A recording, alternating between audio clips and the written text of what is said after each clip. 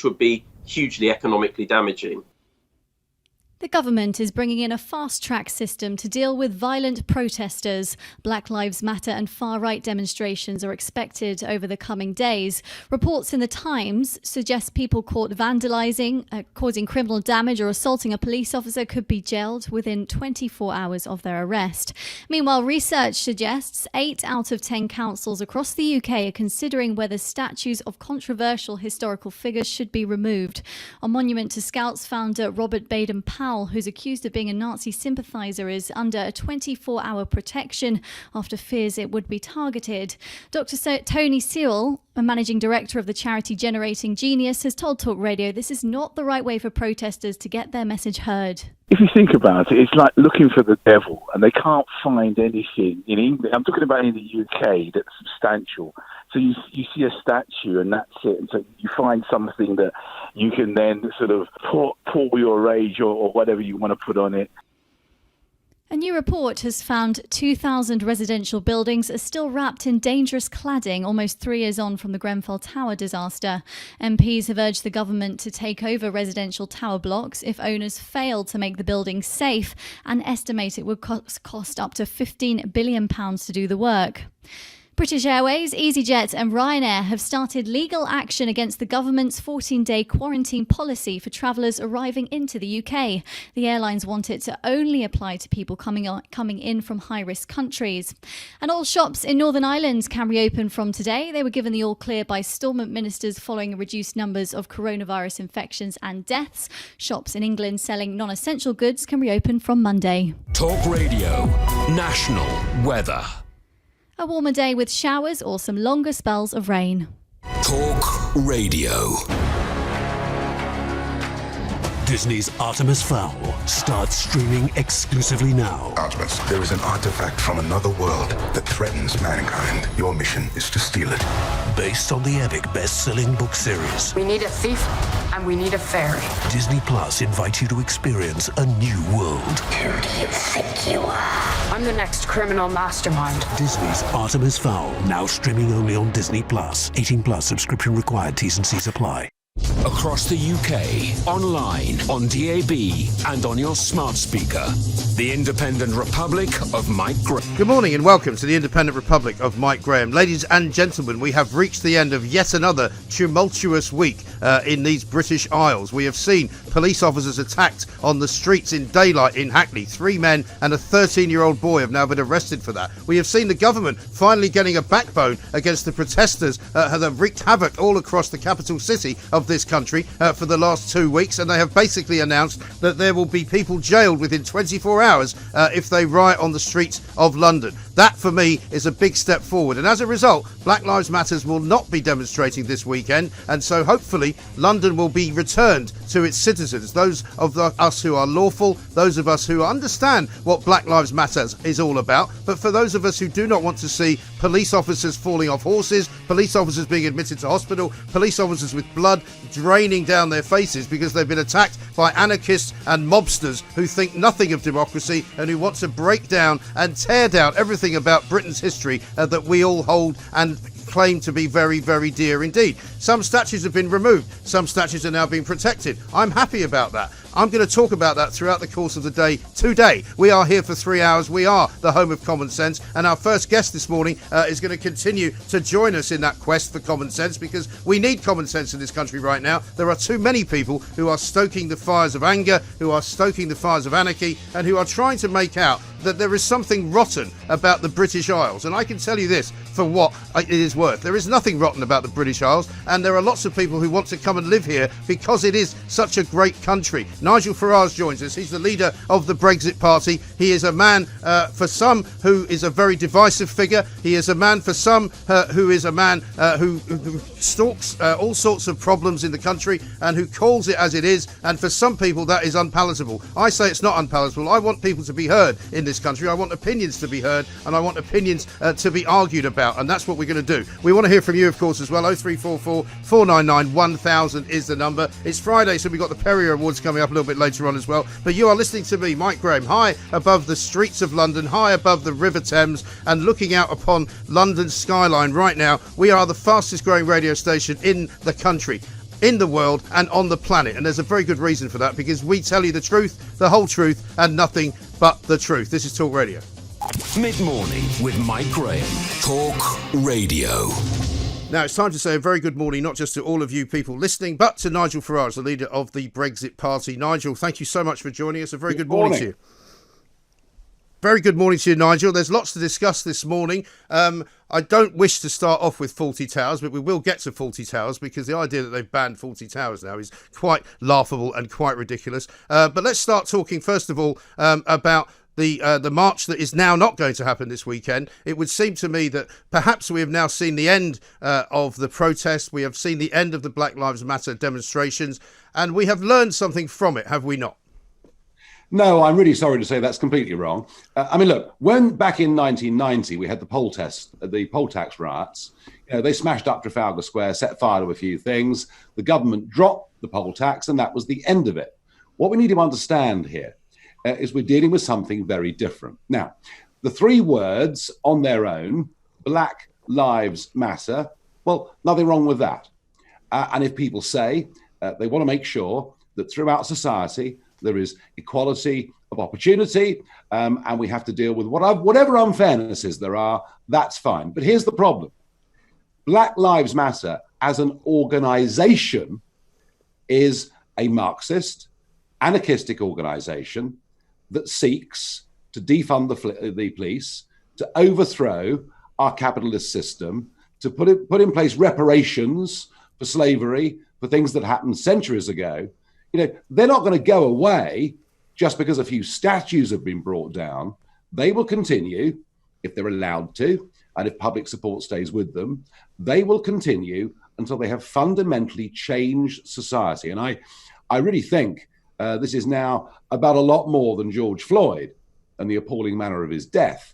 This is now an all-out attack on our nation, its symbols, our heritage. It's an attempt to completely make all of us feel ashamed of who we are and of what we are. So if you think just because tomorrow's march has been called off that it's over, I'm very sorry, but I think you're wrong. Okay. Well, you could say that, Nigel, but what I mean by what I said about we have learned something from it, we have learned some good things, i.e. Those people who didn't know about our history perhaps have now learned something about our history. You can take a view on our history, but we've been talking about it, which I think is no bad thing. I'm not one of those people who thinks that we should hide things under the carpet. I'm not one of those things that thinks you should put things away in a cupboard. But what I mean is that we're having this conversation now, and what you've said as well is something we've also learned. Yes, we have learned that the means of what it is that the Black Lives Matter organisation wants to do is to tear down the way that we live, is to tear down the government that we have, and is to become a sort of anarchistic society. But a bit like Extinction Rebellion, I think it's a fad, and I think people who are involved in it on the outskirts of it, who have got caught up in it, many of the sort of white middle class kids who have been marching in the streets of London, will now say to themselves, well, actually, now that we know what it's all about, yes, of course we want equal rights for people of all colours, but what we don't want is radical, mad, crazy demonstrations which turn violent. No, I mean, look, I think much of this actually could have been dealt with if mainstream media had done their job. But they haven't. I mean, I was on, earlier this week, I was on Good Morning Britain with Piers Morgan and Susanna Reid. And we were talking about Black Lives Matter, and I made the distinction, as I've just made to you, between the three words and what they could represent and the organisation.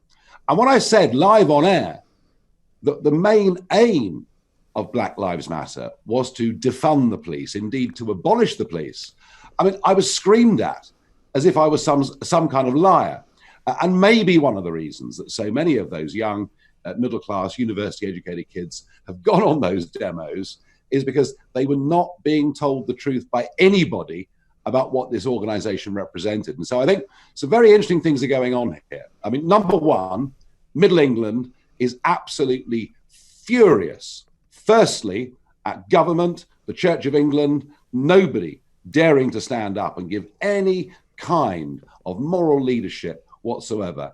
And secondly, and make no mistake about this, confidence and public trust in mainstream media is now falling to a level that would have been unimaginable even 2 years ago.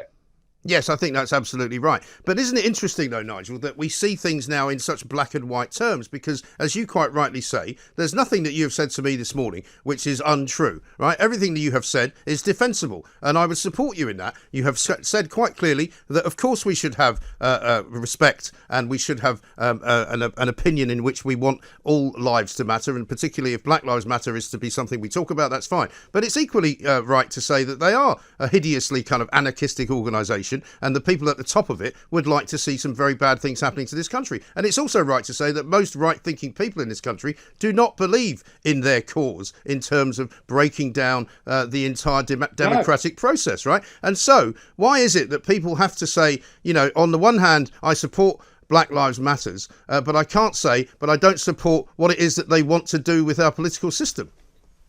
Well, I mean, this has become the sort of hysteria, hasn't it? And you know, I mentioned the church already. I mean, the Archbishop of Canterbury virtually seems to support the organisation. I mean, no surprise with him, I guess. Government, you know, we get Matt Hancock and Boris Johnson parroting Black Lives Matter as if to say, look, aren't we wonderful people? You know, we're supporting these causes. Well, you know, Boris, why not tell us that you want, that you're proud of the fact that already the UK is one of the fairest and most tolerant countries in the world for people to live in. But, you know, if we can make it better, we will. But why not tell us, Boris, we will not allow the mob to take over this country? Because with that lack of courage from the government, with some of the decisions made by senior police officers, just to stand aside and see memorials torn down, to see Churchill's statue defaced, to see, I mean, the cenotaph desecrated, this lack of moral leadership, I think it's making people really begin to doubt almost everything in terms of the institutions of this country. And that is not a good thing, because my worry is this. If people see that there is not a resolute fight back against the mob, my fear is that some may start taking this into their own hands. There is a vacuum at the top of this country at the moment, and it needs to be filled PDQ. Well, this is why I was rather encouraged to see the front page of the Times today, Nigel, in which they have at least now developed something of a backbone in the Home Office, where they say violent protesters will be jailed within 24 hours, because we absolutely need to stamp this out, because as I've said all week to anybody who's listening to this radio show, basically they might come for you. They might turn up at Nigel Farage's house one day and decide that you're a bit of a racist and they don't like your attitudes politically, and they're going to burn your house to the ground. And there is nothing to suggest that that would not happen if the police and the government do not step in now. Yeah, that's right. I mean, you know, the mob have been completely out of control. I tell you what's very interesting though about this. I mean, let's look at what happened in Bristol. Okay, the Edward Colston statue, and there've been debates in Bristol going on for a long time about the Colston legacy, because so many public buildings in that city were named after him. And, I mean, let's be honest. You know, Bristol was built on the slave trade. I mean, that is the honest truth of Bristol's history. There's nothing you can say or do that will ever change that. But what is really interesting is there are so many people in the media, in the public space, saying that what happened in Bristol last Sunday was somehow acceptable. In fact, some think it was noble because, you know, he was a slave trader. Therefore, that behavior was acceptable. When YouGov asked 4,300 people, did they think the manner that the statue was removed was acceptable, only 13% supported it. So you see, this gap that is there, the gap that is there between Parliament and the people, between mainstream media and the people, I don't think it's ever been wider. And I thought it was very interesting yesterday to see down in Poole, next to the Robert Baden-Powell statue, there were some local residents there, you know, and there was a woman holding a placard that said British history matters. And this really, I think particularly to some of the younger people that you were talking about earlier, we've got to impress upon them there are aspects of our history that you may not like, but you cannot judge the world 300 years ago by the values of today. What you can do is to teach history correctly. And on slavery, we should be telling young people, yeah, sure, we had a slave trade. Everybody had a slave trade. The Romans had a slave trade. Everybody had a slave trade. But we were the one country through the campaign led by William Wilberforce to not just abolish the slave trade, not just abolish the owning of slaves in this country and around the colonies, but we actually used the Royal Navy to stamp it out across much of the rest of the world. So we need to start teaching history properly. And maybe the real example to us here is Nelson Mandela. Because remember that when Mandela was released from prison, when Mandela took over in charge of South Africa, he faced the historical legacy of Cecil Rhodes. Rhodes, a giant historical figure. I mean, a man with a country named after him, Rhodesia. And what did Mandela do? Did he say we must abolish Rhodes? We must get rid of this white imperialist. We remove him, maybe even burn a few history books about him. No, what Mandela did was to set up the Mandela Rhodes Foundation as a means of learning from the past to get a better future. And I think that these are the positive arguments we've got to start making to our youth, because, it's all well and good getting rid of the Colston statue, but you dig into the Royal African Company and you find out that Charles II founded it. So should we get rid of all references to Charles II? Indeed, James II was a patron of it. Locke, the famous political philosopher, was an investor in it. And Samuel Pepys, somebody whose diaries of the 17th century are taught in schools all over this country, was a big investor and did very well out of the Royal African Company. And that's the problem. If you start to unpick, if you start to try and delete individual little parts of history, you finish up with literally nothing left. And I know that is what these cultural Marxists want, and we've got to stand up because we cannot allow it to happen. No, I totally agree with you on that front, Nigel. But of course, we do now live in very febrile times, right? Now, you are often accused of lighting the fires of racial hatred because of what you do out there in the public eye. The fact that you go deliberately to the coastal regions of this country, you go down to Dover, you go down to Hastings, you film yourself on boats watching as illegal migrants come on dinghies from Calais. Now, do you not feel that you in some way contribute to these people's fear and these people's loathing of what they see as a racist country? Well, I've argued for over 2 decades for a sensible, controlled immigration policy. And in fact, one of my major objections was that we had an open door to a whole lot of white countries, which probably meant there were quite a lot of talented Indians, for example, that couldn't come to Britain. So the issue of controlling numbers sensibly, the issue of making sure your society is as integrated as it possibly can be, has nothing to do with race whatsoever. When it comes to what's happening in Dover, look, it wouldn't make any difference whether those that were coming were young men of dark skin or young men of pale skin. That is not the issue. And we've got to stop. We've got to stop dealing with this in colour terms all the time. We've got to say that we're going to treat everybody in this country fairly and equally. And do you know something? I have met over my years, out campaigning, very large numbers of people from the BAME community who just want everybody to be treated equally and fairly. And that is part of our fight back against these arguments that are being pushed by organizations like Black Lives Matter, which will only increase whatever divisions are there in our society. And as far as the future is concerned, Nigel, what is it going to be for you? Because we know, without getting into any particular details, that you've got a little bit of time on your hands at the moment. Are you going to be going back into mainstream politics? Are you going to be going to stay in the media? Your YouTube channel is now doing great guns, very popular. Lots of people are watching what you have to say. What's next for you? I haven't decided. I mean, I genuinely haven't decided. The break with LBC, well, we've been in negotiations for some time, but in the end, as with everything in life, it happens rather suddenly. And I've no wish to comment about it. I've no wish to display sour grapes or anything like that at all. The great thing in life, when things happen and big changes occur, the best thing anyone can do is look forwards and look backwards. And I've had lots of texts, Mike, from people say, oh, it must have been a very difficult day for you yesterday. And the response is, well, compared to climbing out of a light aircraft that's just crashed to the ground in 2010. It's pretty small beer, all right? Whatever I do, I want to be part of the public debate.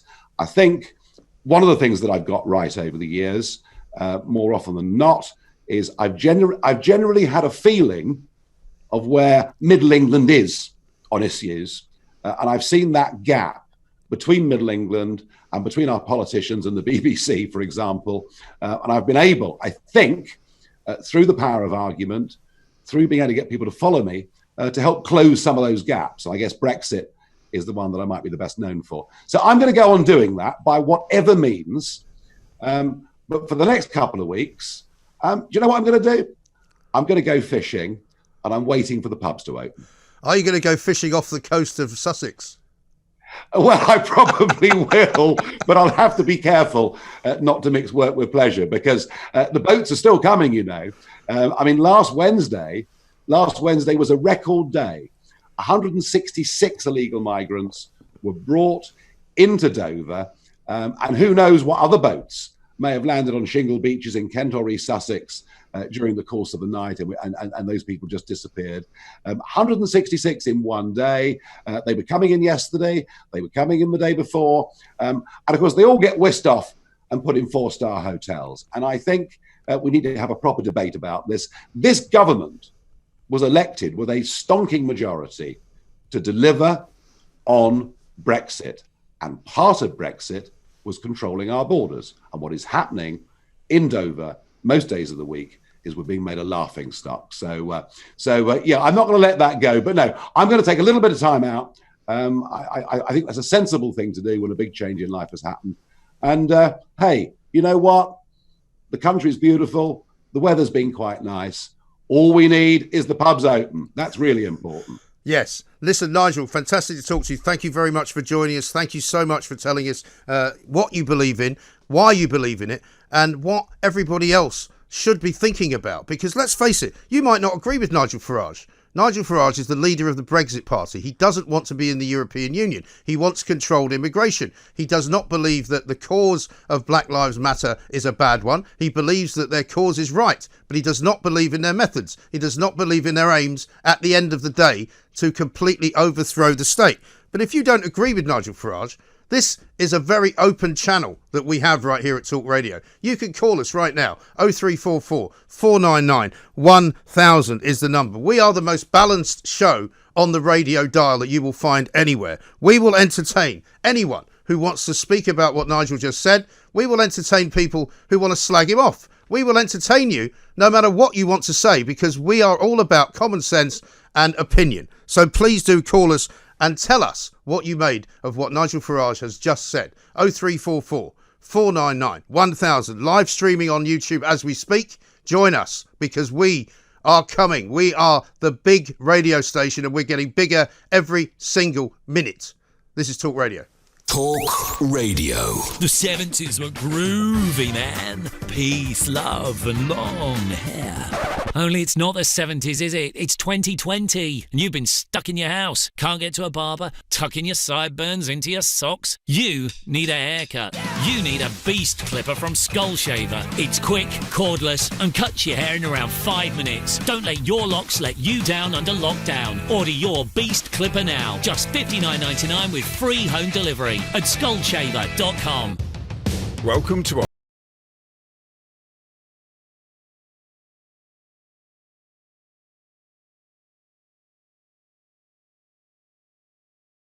quests. You're holding a piece of history right there, man. More skill. We're men of action, not men of words. More reasons to smile. It's all true. And even more explosive shows.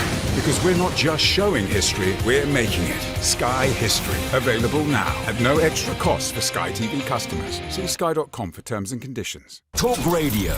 Traffic and travel. In Manchester on the M62, a lane is currently closed eastbound from junction 21 to junction 22. Milne Road to Rishworth Moor, it's for recovery work of a truck and a trailer on that stretch, blocking the inside lane, lane 1. Somerset, the M5 and a lane is closed southbound around Bridgewater North to Bridgewater South. That's junction 23 to 24. That's because of some emergency repairs. In Hampshire, Central Bridge in Southampton is currently closed. That is because of a crash. That's the latest. I'm Gary Scott. Mid-morning with Mike Graham. Talk Radio. The Independent Republic of Mike Graham on Talk Radio. Welcome back to the Independent Republic of Mike Graham. We are, of course, here at Talk Radio. We will be here until 1 o'clock. We've got lots of time to talk to you about what you've just heard from Nigel Farage. We will also be hearing from Black Lives Matter. We've asked them to respond to what it is that Nigel Farage has had to say. Let's go to the phones now, though. Talk to Daryl, who's in Croydon. Hi, Daryl. Hello, how are you doing? Yeah, very well indeed. What do you want to say? Yeah, hearing that, I mean, I'm really upset and infuriated, to be honest. What Nigel Farage is doing right now is just stirring up complete anarchy himself throughout the UK. It's Nigel Farage, Tommy Robinson, leaders of these groups that are just racist groups entirely. Well, hang on a minute. The Brexit Party is not a racist group, Daryl. Well, Nigel Farage is a racist member of that party who leads that What party. makes him racist? What makes him racist? His views on the current politics and situations of the UK, saying that Black Lives Matter is an anarchist group. It is. Group. It's not an anarchist Have group. you read what their aims are? No, excuse me. I was at the protest, okay? I marched peacefully along with maybe hundreds of thousands of other people in London in Trafalgar Square. Whilst I was there, not one violence occurred. Not one bit of violence occurred. Not one. When I was there, I was there with the drums. I was in the main centre of it. There was all smiles. It was people from all cultures, people from all walks of life. And they were all in harmony, all in unity. Yeah, but he's not talking about the march, though, Daryl. You mustn't confuse the two things, right? The march is one thing, but the Black Lives Matter organisation is something else. You can be on the march. You don't have to believe everything that they want to find this country becoming. Black Lives Matter is more the organisation behind it. Not many people would be listening to the views of just a select few. The Black Lives Matter as an organisation is just what matters to every person of any black heritage in this country. Black Lives Matter to them is a slogan. It is not. Well, do you believe that the police should be defunded? No, of course well, that's not. what Black Lives Matter believes. Black Lives Matter wants the police to be defunded. No. So this is the confusion. When people are coming on, and Nigel Farage, for instance, is coming on and talking about the Black Lives Matter organisation, etc., and so forth. Now, everyone that is in that procession or in that march would be counted by the public and by anyone in this country as the Black Lives Matter organisation. If you're involved in that march, technically, you're going to be branded as the Black Lives Matter organisation. No, not at all. No, I disagree. I disagree with that. You're welcome. Listen, Daryl, you are welcome to go on any march that you want. You could go on an Extinction Rebellion march. But it doesn't Black mean Lives Matter, then that is your march for Black Lives Matter. That is your cause. That is your slogan. Well, yeah, but the slogan. I'm not talking about the slogan. I'm talking about the organisation. And Nigel Farage's point is that the organisation stands for defunding the police, breaking down capitalism, and changing the way that we are governed in this country. That's what he disagrees with. I don't know who Black Lives Matter organisation are leading, because they're not leading the fair majority of ethnic minorities in this country. And I can tell you that for free, because me, myself, and a number of the other people, 99% of the other people, had no reason to smash up any statues or vandalise anything back there. Well, who's doing that then? I'll tell you who's doing that. The normal people that would be going out and graffitiing on stuff, which could be white, could be black, could be mixed race, could be Asian. The people that are looting, it's an opportunist, a thief who is a thief by nature, who smashes a window. And just like the riots in 2011, you've got other people that are going out and smashing up things and rioting things just by chance. They had no intention. So you're not in favour then of removing statues by force? I am not in favour of removing statues by force. However, if that statue does stand for something that was a major, a major obstacle in black people's progression in this country, I don't think that it should be idolised and be put up on a statue. No, of course not. Right. Well, listen, I mean, look, there are many reasons to march, and you're making a very good point, Daryl, and you're very welcome to march in a free country. However, There are people who organise these things, and the organisation is what Nigel Farage is against. He's not against black lives. He's not against people being equal. He said that very clearly. He's not against immigration based on the colour of your skin. He's against unencumbered and uncontrolled immigration. So I think you're wrong to say that he's a racist. You're entitled to your view, but I think you're wrong to say he's a racist. You can disagree with him, but it doesn't make him a racist because he doesn't like an organisation. He has got bigot views, and that's as simple as it is. Well, what about your... would you say that you've got bigoted views? No, I don't think I have. No, of course really? not. So you're calling somebody a bigot? Nigel Farage is coming on, and he's generalising people, okay? As I said, it needs to be more specified to who he's actually talking about, which is a very, very, very minimal amount of people that he is discussing that want to overthrow the police or overthrow the government. Those are the... Like, Mark, Darryl, those are the stated aims of the organisation. You've got to look them up, please. Look, as I said, he can talk about those people specifically. However, people that were at the march, they should not be discouraged to go and march against their free rights just because someone is coming on air and generalising people into the same category. That's the difference in it. Hearing it as a member of the public, it sounds very generalistic. It sounds like you're talking about all of the people that were on that march. Well, I'm not responsible for how you interpret speech, right? What nobody has said is that the Black Lives Matter marchers are all trying to ruin this country. That's not what was said. We were talking about the organisation itself. Anyone who goes on a Black Lives Matter march is very welcome to do so, and nobody would castigate them for it. But if they start throwing bottles at the police, and they start throwing bicycles at police horses, and they start graffitiing the cenotaph and trying to set fire to the Union flag, I'm sorry, that is not acceptable behaviour. It is criminal behaviour, and the government has said that they will lock people up. Because you know what you said is just wrong. You said the Black Lives Matter marchers, you're not trying to generalise them. However, in the same speech, you're saying that the Black Lives Matter organisation. So it's the same thing. No, it's not the same thing, Darryl. I've told you so many times. Why can't you get it into your head? The organisation is different from the marchers. Right. So that needs to be illustrated in your talk show rather than... Well, I've just been saying it to you about 5 times.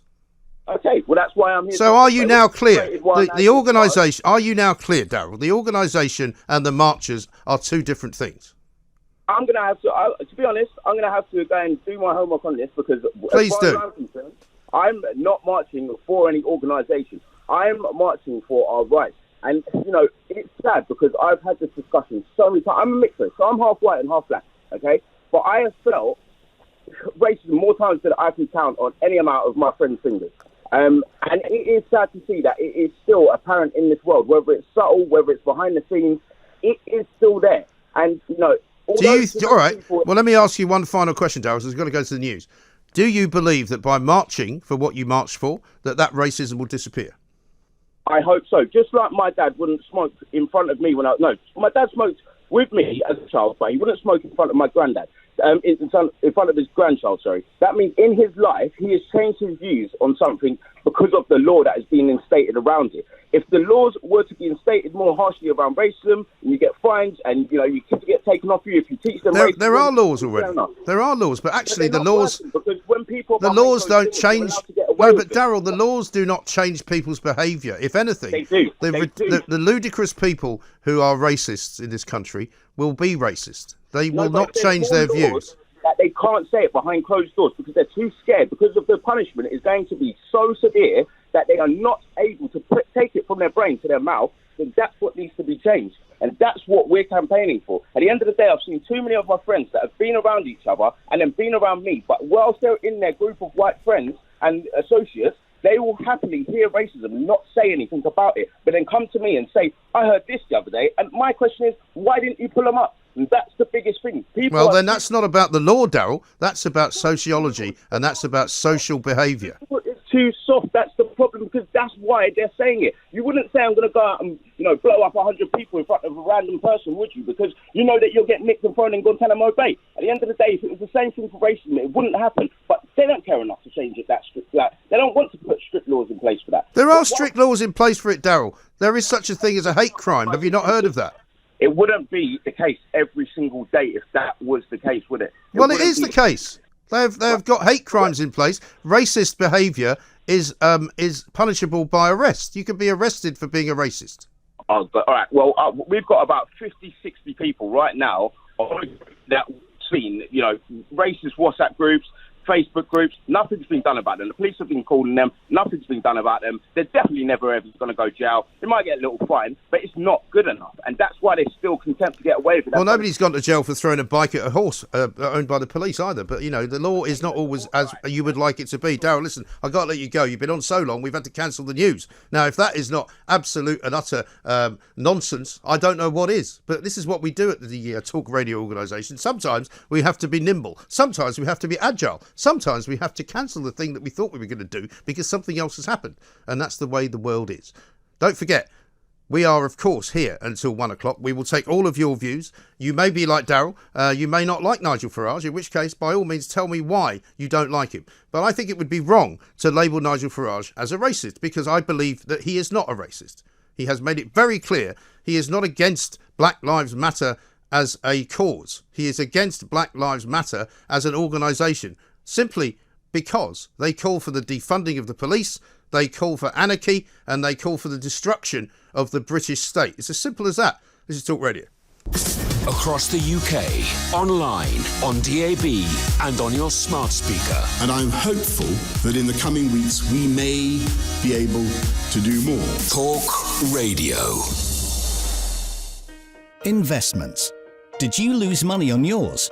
Did you receive bad financial advice? Were the risks not clearly explained? If you were missold an investment, you could be entitled to compensation. Simpson Miller are here to help. Speak to one of our advisors today to find out if you're entitled to make a claim. Just text START to 66777 or visit simpsonmiller.co.uk. Simpson Miller, straightforward legal advice. If you can build that flat-pack wardrobe without looking at the instructions, you've still got it. If you can manage 5 keepy uppies on your first go, you've without question still got it. If you can toss a pancake to the ceiling and not let it hit the floor, surely you've still got it. And if you can just about fit into those jeans you bought 5 years ago, you've definitely still got it. Brute. Still got it. Talk Radio. Traffic and travel. Near Manchester on the M62, a lane is currently closed eastbound from junction 21 to junction 22. Milne Road to Rishworth Moor. It's for recovery work of a truck and a trailer on that stretch, blocking the inside lane, lane 1. Somerset, the M5 and the lane is closed southbound around Bridgewater North to Bridgewater South. That's junction 23 to 24. That's because of some emergency repairs. In Hampshire, Central Bridge in Southampton is currently closed. That is because of a crash. That's the latest. I'm Gary Scott. After 4 hard-working years opposing the status quo, Talk Radio is being promoted to the front bench of technology by moving to DAB+. Older! You'll hear the same searing debate, but louder and clearer than ever. To make the switch to a better, brighter Talk Radio sound, you will need to rescan your DAB+ capable radio and select Talk Radio Plus. Alternatively, keep listening online, on the app, or on your smart speaker. Smart speaker? That's me! Here! No. Talk Radio is over there, on DAB+. Same station, same debate. Make the big switch now to Talk Radio on DAB+. Mid-morning with Mike Graham. Talk Radio. The Independent Republic of Mike Graham on Talk Radio. Welcome back to the Independent Republic of Mike Graham right here on Talk Radio. One of the other issues we've been talking about an awful lot in the last couple of weeks, of course, is the planned redundancy of all British Airways workers. We're going to be talking about that coming up in a little while as well. But let's go back to the phones, 0344 499 1000. Nigel Farage, the leader of the Brexit Party, started off the show this morning. He made his thoughts very clear. He made his feelings very clear. And he made his beliefs very clear. Many of you want to talk about it. Let's talk to Mo, who is in Watford. Hi, Mo. Hi, Mike. How you doing? Taking my call. Thank you. Yeah, what do you want to say? So it was really interesting, actually, and I thought the last call was really interesting as well. I think, from my perspective, it's a shame that Nigel's going off the radio. I think he does polarise opinions, but what he did do was inform debate. Yep. And I had the opportunity to dial in a couple of times and actually challenge him on some of his thoughts and views. And it was a good, entertaining conversation. Yeah. What I do think, though, and I think this is where I agree with the previous caller, we are all now falling into the trap of steering the debate away. So when someone like Nigel Farage talks about this is about Black Lives Matter, what he's actually doing is diverting the debate away from the underlying issue, which is institutional racism in the UK, and focusing it more on law and order, which could be a conversation about football hooliganism and whether people who support football clubs are going and terrorising people in the streets after a match. And I think my challenge for people like Nigel Farage, and I'm not going to debate whether Nigel Farage is a racist or not, because we can all Google and do our own research on that and come to a different conclusion. What he does do is generalise the debate. He panders to an element of racism on the right, and people then use him as their basis of, in inverted commas, facts. Well, what do you think he said this morning? Hang on, Mo. What do you think he said this morning that was in any way pandering to people on the right, as you put it? So I think the very fact that we're now discussing the Black Lives Matter movement as opposed to the underlying issue, which is institutional racism, is a reflection of the challenges there. Well, the Black Lives Matter movement is a movement. Would you agree? Yes. The reason that there are marching people in London protesting is because of an organisation called Black Lives Matter. Would you agree? What's the bigger issue? Would you agree? Would you agree with that? Hang on. Let me ask you a question. Would you agree with that, Mo? Sorry, I missed that. Do you want to repeat that question again? The question is, would you agree that people are marching in London because of Black Lives Matter as an organisation? I think people are marching in London for a variety of reasons. So you wouldn't agree with that? Which is being pulled together. So you would not agree with that? So the fact that people are holding up signs that say Black Lives Matter all over the world has got nothing to do with Black Lives Matter?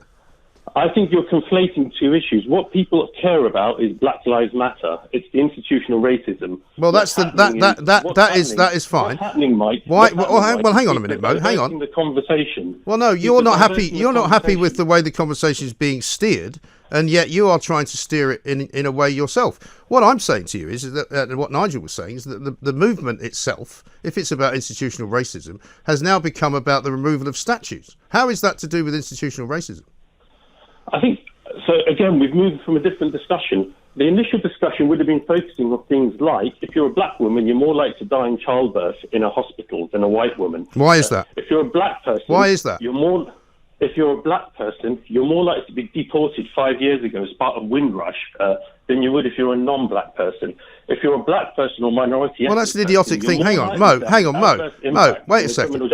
Mo, do you know what a conversation is, Mo? You've rung in to have a conversation, I presume. Please don't preach at me because it's rude, apart from anything else.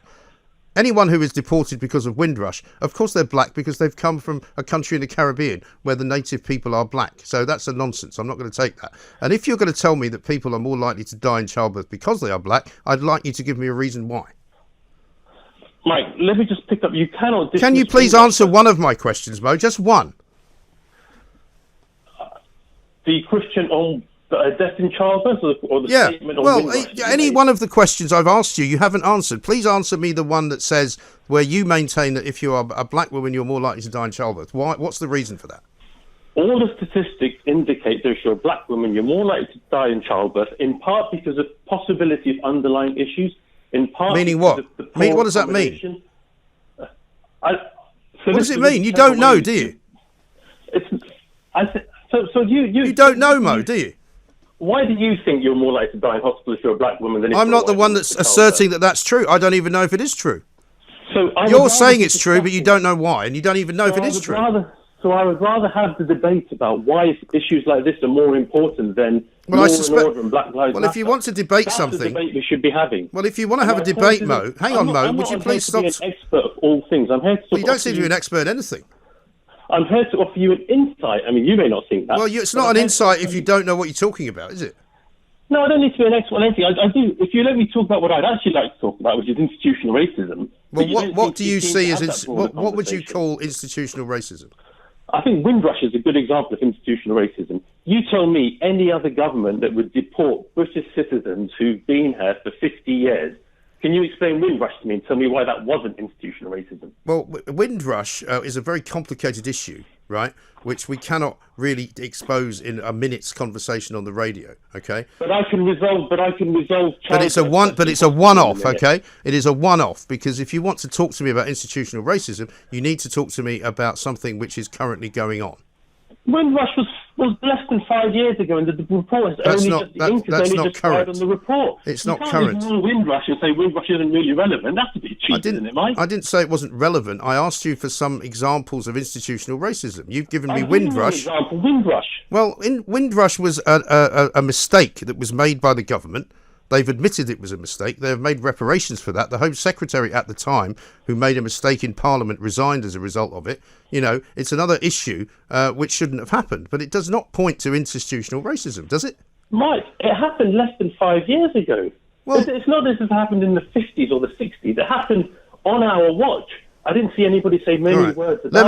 Let me ask you this question. I didn't see you coming on the radio when Windrush happened, so I'm really sorry that black people being deported. We were all silent about it. Well, nobody knew it was happening, that's why. Nobody knew it was happening. I think you'll find the black community knew it was happening. Okay, well, you didn't call me on the radio to ask me about it, Mo, 5 years ago, did you? No, I didn't know your show was on. I only followed you because I was tracking Nigel Farrar, not you. Okay. Oh, you're tracking him. Okay. Well, listen, Mo, much as I'm enjoying talking to you, I've got to go on because we've got lots of other people to talk to as well. Mo in Watford with some views which you may agree with, some views which you may disagree with. But let's now talk to Dave, a man who we spoke to a couple of weeks ago, who is a British Airways employee, because coming up on Monday, the 15th of June, British Airways are threatening to make every single employee of British Airways redundant in order to rehire them for less money, effectively paying them less and giving them fewer benefits and giving them fewer good terms of employment. Dave, a very good morning to you. Welcome back. Hey, a very, very good morning to you, Mike. And listen, before we start, I'm not buttering you up because you've been harsh with everybody else, be harsh with me. But listen, thank you for shining a light on this, from the pilots, from the cabin crew, from the ground staff, to the duty managers, to the schedulers, to the check-in staff, to the baggage handlers, everybody. Because of you, Mr. Walsh has been slightly rattled and has been trying to do a bit of media stabby stuff, and that's after you tried to hold him to account the other week. So yes. Thank you for shining a light on this. Well, listen, I'm very grateful to all the people from BA who have given me information. Some of it obviously confidentially because they don't wish to be named. Many of them are frightened to talk out about it. I'll tell you one thing about Willie Walsh, though. He hasn't come anywhere near Talk Radio. No. Well, we seek him here, we seek him there. He tries not to engage because I don't think he's morally bankrupt. His argument here, what he's doing is offering a permanent, deathly solution, a final solution to what is a temporary problem. Yes. And as far as you're aware, Dave, the Monday deadline is obviously looming. People must be very nervous about it this weekend. But this is supposed to be the day where everybody basically finds out whether they have a job or not. It's horrific. There's a real human cost here. There's been 3 suicide attempts. Crew member died of a heart attack, young lad with a father with 3 kids. Stress, anxiety, and, with 42,000 people, like I said, across the board, and everybody's not sleeping. I go on Facebook at night, there's 3 o'clock in the morning, everybody's wide awake, they're all chatting to each other. There's a real human cost. If you have this sort of thing where you're just looking at people as a cost and a balance sheet to be disposed, and this is it. There's misery in everything this is spreading, and that's how I feel. I can't stand an idle witness to this when I know the suffering that people are going through.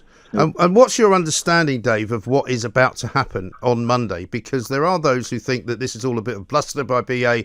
They've realised they've pushed the button too quickly, they've gone too far, and they might actually retreat from it a little bit. Well, the more people have looked into it, they've seen what they've got is a short-term cash flow problem, not a long-term profitability problem. As we know, they've got cash reserves and deposits of $2.588 billion. They've got shareholder equity of $5.8 billion. And yet, they're buying another airline. I mean, I'm not being funny. If you had a greengrocers and the future for greengrocers was so grim, you wouldn't go out and buy another greengrocers. No. But we're led to believe on Monday that we could be issued with HR1 with redundancy. And it's horrific. We don't know. He's not really coming out. The managers aren't really coming out and fronting it. The pilots went in very good faith to negotiate, and they were issued their Section 188s, which is sort of notice of redundancy, whilst they were negotiating. So, we just ask him, please, please, please, to take that off the table. British Airways used to be an airline you could be so proud of. We were the leaders, we were innovative, we were fly the flag. Yeah.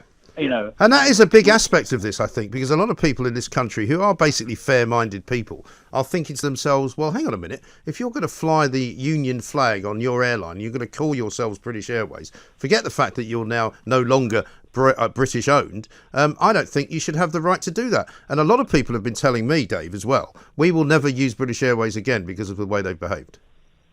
The eyes of the world are watching. Yeah. This is what I would say to Willie Walsh. This is what I said to Alex Cruz. The eyes of the world are watching.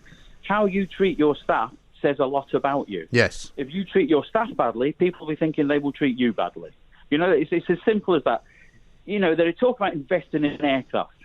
We invested in A380s. That didn't go so well. We invested in a new COD product. That didn't go so well. But your real investment, your best asset is your staff.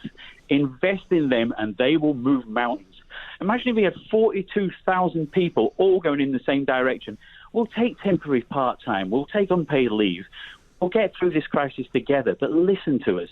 And Willie Walsh used to be, but in another life, Willie Walsh was a union rep for Aer Lingus. Yeah. You know, and I would love to know what Willie Walsh, the union rep, and he was a very formidable union rep, would he ever recommend to any of his members they accept a deal that would see half of them lose their jobs, and those that didn't lose their jobs return on horrendous terms and conditions and up to 60% pay cuts?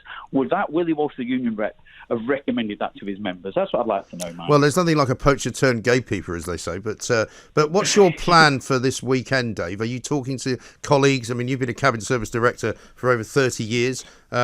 You're one of those probably looking down the barrel of possibly the end of your career, presumably. What's your own plan? Yeah, well, I'm more hip replacement than a hip. You're quite correct there. But it's about...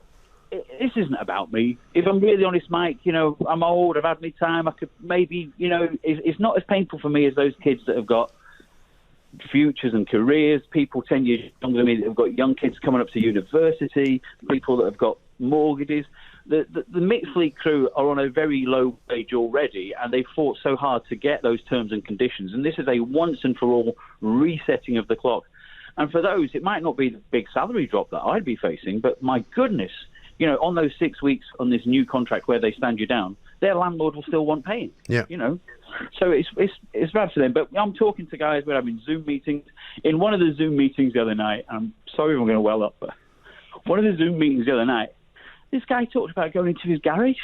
God. Sitting in the pipe. I know. Listen, we've heard those. This is a real cost, mate. This is a real cost. We've heard those stories. It's appalling. It's absolutely ghastly. I have friends who are in the business and who are working for the company, and they know people who have either died as a result of just the misery and the stress of it all. People have taken their own lives. I mean, it really is a disgrace. Oh, you know, if you're a caring, compassionate airline, and this isn't loony left-wing workers of the world united. No, of course not. This is a cross-party thing. You know, Hugh Merriman, you know, Conservative MP, has been fantastic, called them ethically outrageous. Yes. Ian Paisley has said staff have been absolutely betrayed. You know, Gavin Newlands has talked about the despicable behaviour.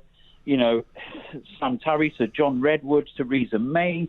You know, these aren't names that you'd normally associate getting behind workers, but this is how bad it is. You know, they need to look at their moral compass and just think, couldn't we be doing things differently? Yes. I mean, if it's not too late, Dave, could you give a message to Willie Walsh right now here? Yeah, please. Let's look at some solutions, and there will be pain. You know, during the Gulf War, I took unpaid leave. That's the first Gulf War. I went off for 6 months on no pay. Let's look at part-time. Let's look at some redundancies for some of the older people. You know, we can get through this. Let's share the pain. He took £32 million personally out of the company. Alex Cruz had a £500,000 pay rise. Unbelievable. You know, if we go and share it. Michael O'Leary is looking like Mother Teresa next to Willie Walsh right now. I know. You know, he's making Ryanair look great, I have to say. Yeah. I mean, he himself has taken a 70% pay cut. The pilots have taken a 20% pay cut. The cabin crew have taken a 10%. It's a tapered pay cut across the board. Let's look at those kind of options. You know, I've been here too long to just walk away. I didn't expect a grandfather clock, but I didn't expect a knife in me back either. No. Come on. Let's just work together. I love my job. The best thing about the job is the customers, the great British people. We've seen the very best of Britain in this crisis. We've seen people outside clapping for the nurses. a form of community. And this is commercial opportunism on a scale never witnessed. Yeah. 42,000 hiring and firing. You're absolutely right. Listen, Dave, thank you so much, and best wishes to you and all your colleagues as well. And if we can do anything to help you, we will, by bringing this to everybody's attention at the very least, and at least trying to make sure that Willie Walsh and the other management types at British Airways and IAG, the head of the company, Alex Cruz as well, knows all about this disgraceful behaviour that will not be forgotten, by the way, by the passengers of British Airways. You know, I'm an executive club member of British Airways. I've got a good mind to come in next week with a pair of scissors and cut the card up. That's where I am on it. So imagine how the people are feeling out there in the rest of the world. 0344 499 1000 is the number. Don't forget, we are live streaming. Join us on YouTube, on Facebook and on Twitter. We are the home of common sense. This is Talk Radio. Talk Radio. Today our phones are our camera of choice. But picture this. They can also help with our tax return too. Download the EY Tax Chat app to connect with EY professionals. With EY Tax Chat, you can file your tax return at the touch of a button from the comfort of your own home. With no paper documents or complicated software, use the app today to get this year's tax return out of the way. And all from just £329. Search or download EY Tax Chat now. A police officer. Someone who protects the people. Protects the vulnerable.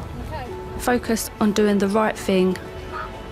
Building trust in your community. Representing one. Representing all. Someone who is there in times of uncertainty. Every day is different. As a police officer, you can make an impact. Now's the time to make your difference. Become one of the 20,000 new officers. Search Join the Police. Pauline. Love may be blind, but it has a new smell. Pauline, the new fragrance from Euro Millions winner Pauline Hinchcliffe. Tonight's Euro Millions jackpot is a massive £45 million. That's dream come true money. Euro Millions from the National Lottery. Your numbers make amazing happen. Play online or on the app. Estimated jackpot. Rules and procedures apply. Players must be 16 or over. Online, on DAB, and on the Talk Radio app. We've come so far together, we can take these steps together. Talk Radio.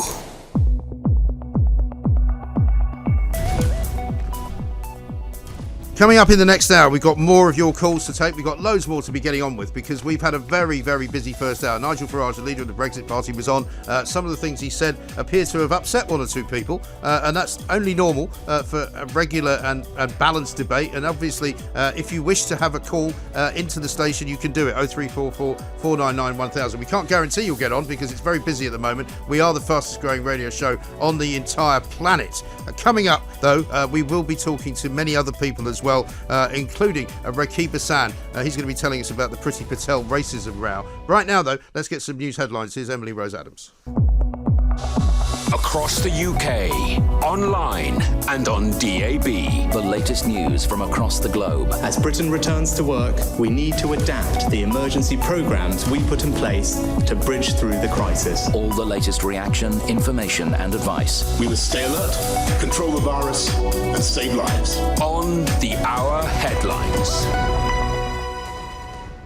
The economy takes a giant hit from COVID-19. Nigel Farage says taking down statues won't end the protests, and thousands of people are still living in dangerous homes with cladding. Talk Radio News.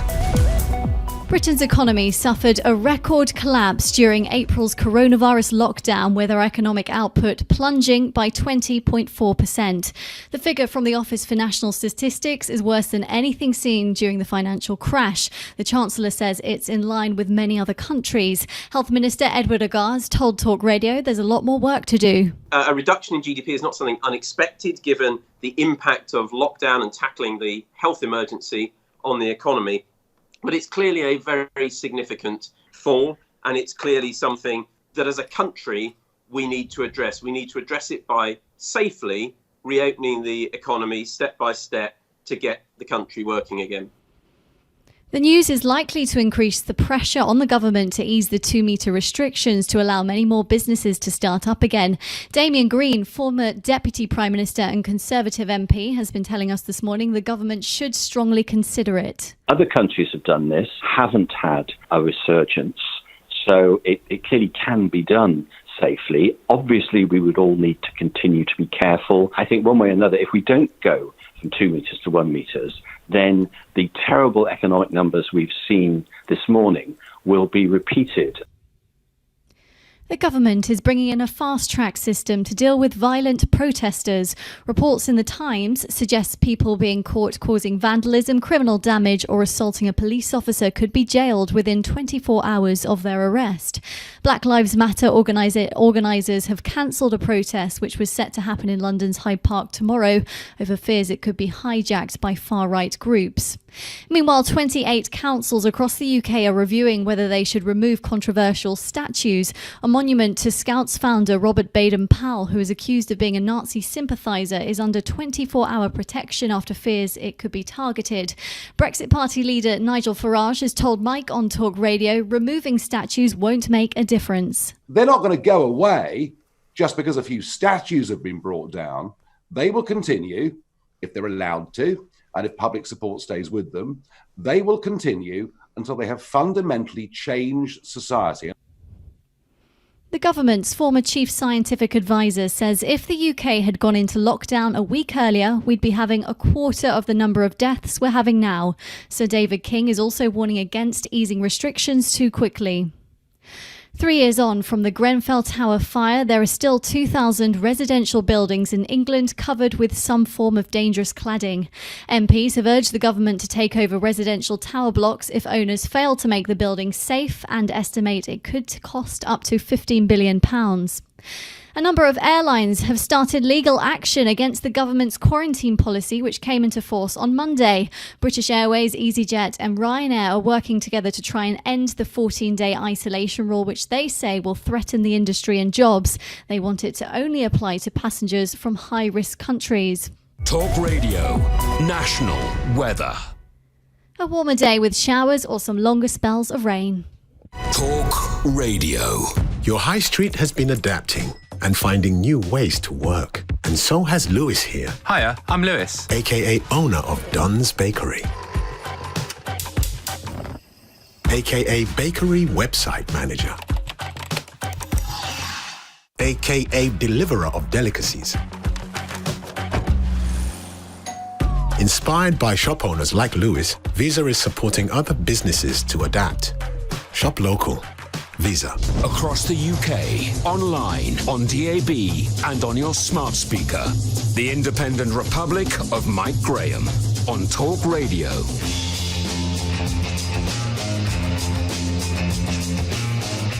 Good morning and welcome back to the Independent Republic of Mike Graham right here on Talk Radio. For those of you who are joining us, and I know many of you are because I'm getting lots and lots of tweets from people who were formerly listeners to another radio station which we do not like to name, but which is absolutely going down the gurgler faster than you can say Jack Robinson or indeed Nigel Farage, who was on in the first hour, telling us what he thinks of the way the world is, telling us what he thinks of the statue controversy going on currently, and telling us what he thinks about Black Lives Matter as an organisation. We'll be talking to them coming up a little bit later on in the show. We'll continue to take your calls, of course, as well. 0344 499 1000. We've heard from people who disagreed with Nigel Farage. No doubt we will hear this hour, from people who actually agree with him. Coming up, we're going to be speaking to Rakib Hassan, who's with the Henry Jackson Society, of course, because there's been a very interesting form of racism being practiced in the House of Commons this week. You might have seen Priti Patel defending herself the other day because Labour MPs were basically accusing her of not understanding racism. Now, this is a woman who made it incredibly clear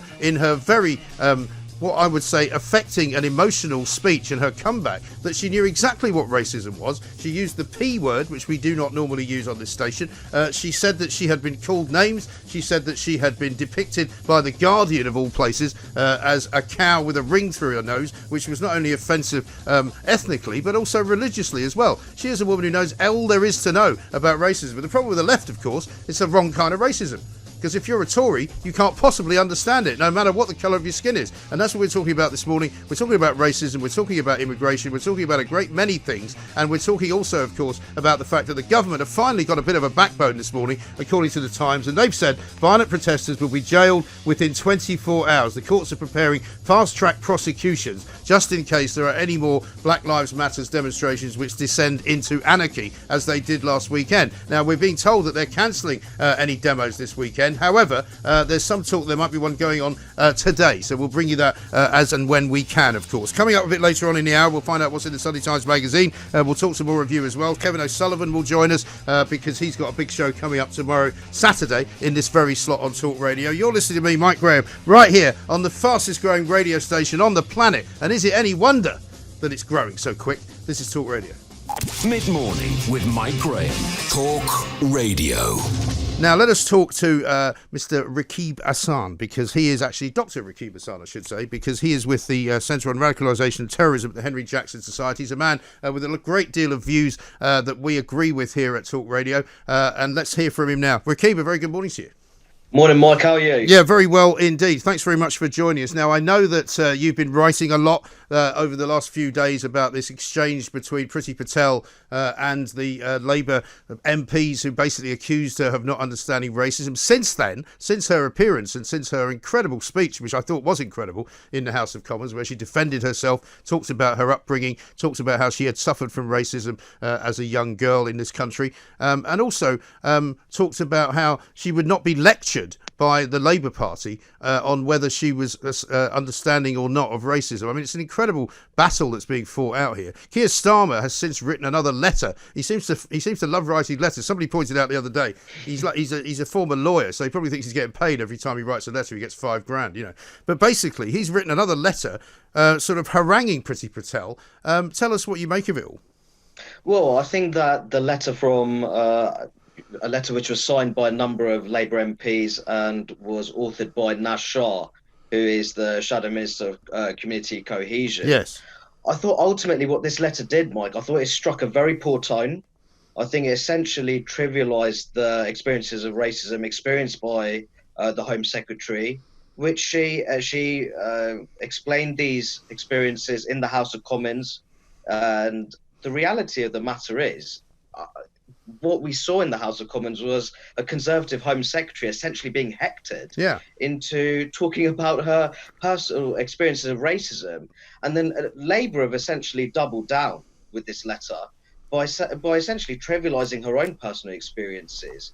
And I think it's very unhelpful. And the term gaslight was actually used in the letter, which I think is deeply inappropriate in this context. Yes, exactly right. And why is it, do you think, that the left can't stand the fact that the Tory party, particularly now, has a great number of members of various ethnic minorities in it? We had Sajid Javid, who was the Chancellor. We've got Priti Patel. You know, there's all manner of different colours and hues of skin in the Tory party now, and they can't seem to handle it. Well, there was a time where much of the left, they used to celebrate ethnic minority success, Mike. High-achieving individuals with a non-white racial background. The issue we have here is that there are individuals which are considered to be an inconvenience now for the left. I'm mainly talking about high-achieving non-white individuals who firmly reject racial identity politics. They may be traditional-minded. The core values may be associated with personal responsibility, self-sufficiency, individual initiative. And that does pose a fundamental threat to the left's precious white privilege narratives. And it's very sad to see. From, myself personally, I traditionally identify with the left. And it is a real problem now where there are forms of racism which is being directed towards ethnic minority individuals purely because they may have a different view on issues such as immigration, Brexit, counter-terrorism. And I think it's actually it's a deeply sinister form of racism to suggest that people have to think a certain way on a wide range of public policy issues purely on the grounds of their racial background. Yes, that's exactly right. And why has race suddenly become such a thing? Because obviously we've been talking this morning to Nigel Farage. We've been talking for the best part of the last 2 weeks about this movement called Black Lives Matter, which seems to have kind of emerged out of nowhere following the murder of the black man in Minneapolis at the hands of the police. You know, up until this moment, we didn't really know much about them. Well, I think that what we are witnessing, Mike, is that we have radical leftist activists in the UK, they're looking to aggressively import US-style culture wars. into British society. Now, I've written a fair bit about this over the last couple of weeks. The reality of the matter is, Mike, you cannot compare British society with American society. They're very clear fundamental differences. US society, in comparison, afflicted badly by what I would consider to be hyper materialism, aggressive form of individualism, deeply bitter race relations, and on top of that, you have that broader culture of law enforcement brutality. That is simply not the case here in the UK. And it's very interesting when such activists, anti-racist activists, when they're presented with research and survey data, which very much suggests that Britain, even though that there are issues surrounding racial discrimination, race relations can be improved in the UK. But when they're presented with data which shows that UK on an international level is one of the most tolerant places to live, that the reality of the matter is, when you compare it to other countries, the UK is one of the most successful examples of a multiracial democracy. They're almost bitterly disappointed when they're presented with such data, which tells you a lot about their mindset. It really does. And it seems to be something that the Labour Party in particular struggles with, because as the Labour Party, as you and I have spoken about before, sort of loses parts of the country that it formerly used to expect to own, like Scotland, like the north of England, which were intrinsically white working class voters. Is it the case now that they're kind of pivoting to what you might regard as the ethnic minority vote? Well, Mike, I'll make the point. I find the phrase ethnic minority vote deeply problematic.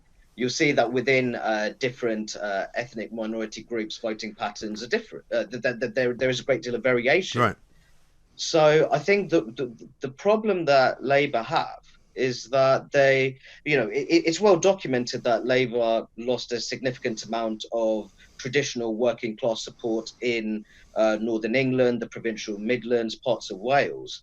I think what they really need to keep our eye on alongside that is they are beginning to lose support amongst what I would consider to be middle class, aspirational, ethnic minority voters, usually of Indian origin, who, quite frankly, they would have seen the kind of hectoring experienced by the Home Secretary, who is of a Gujarati Hindu origin, and they will think they will think that the direction that the Labour Party is going in, where they don't talk much about family values, personal responsibility, and all too often they indulge what I'd consider to be a tribal form of racial identity politics, which they do not want to associate themselves with.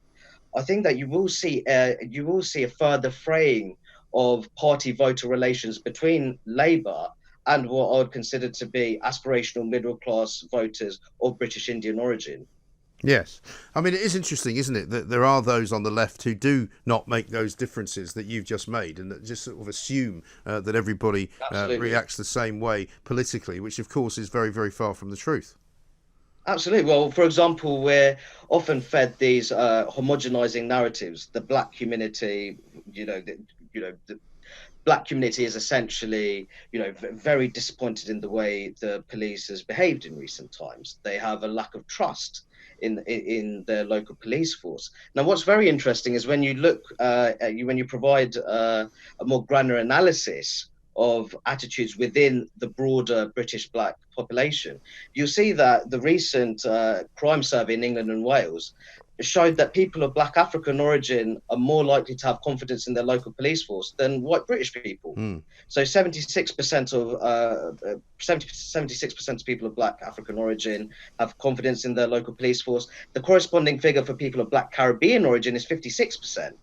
So you can see that even within the broader black British population, there's huge differences between people of black Caribbean origin and black African origin when it comes to attitudes towards the police, and also broader attitudes towards Parliament and their satisfaction with the way the British democratic system works. Yes. And the left is all that many people on the left do. They want to completely ignore that.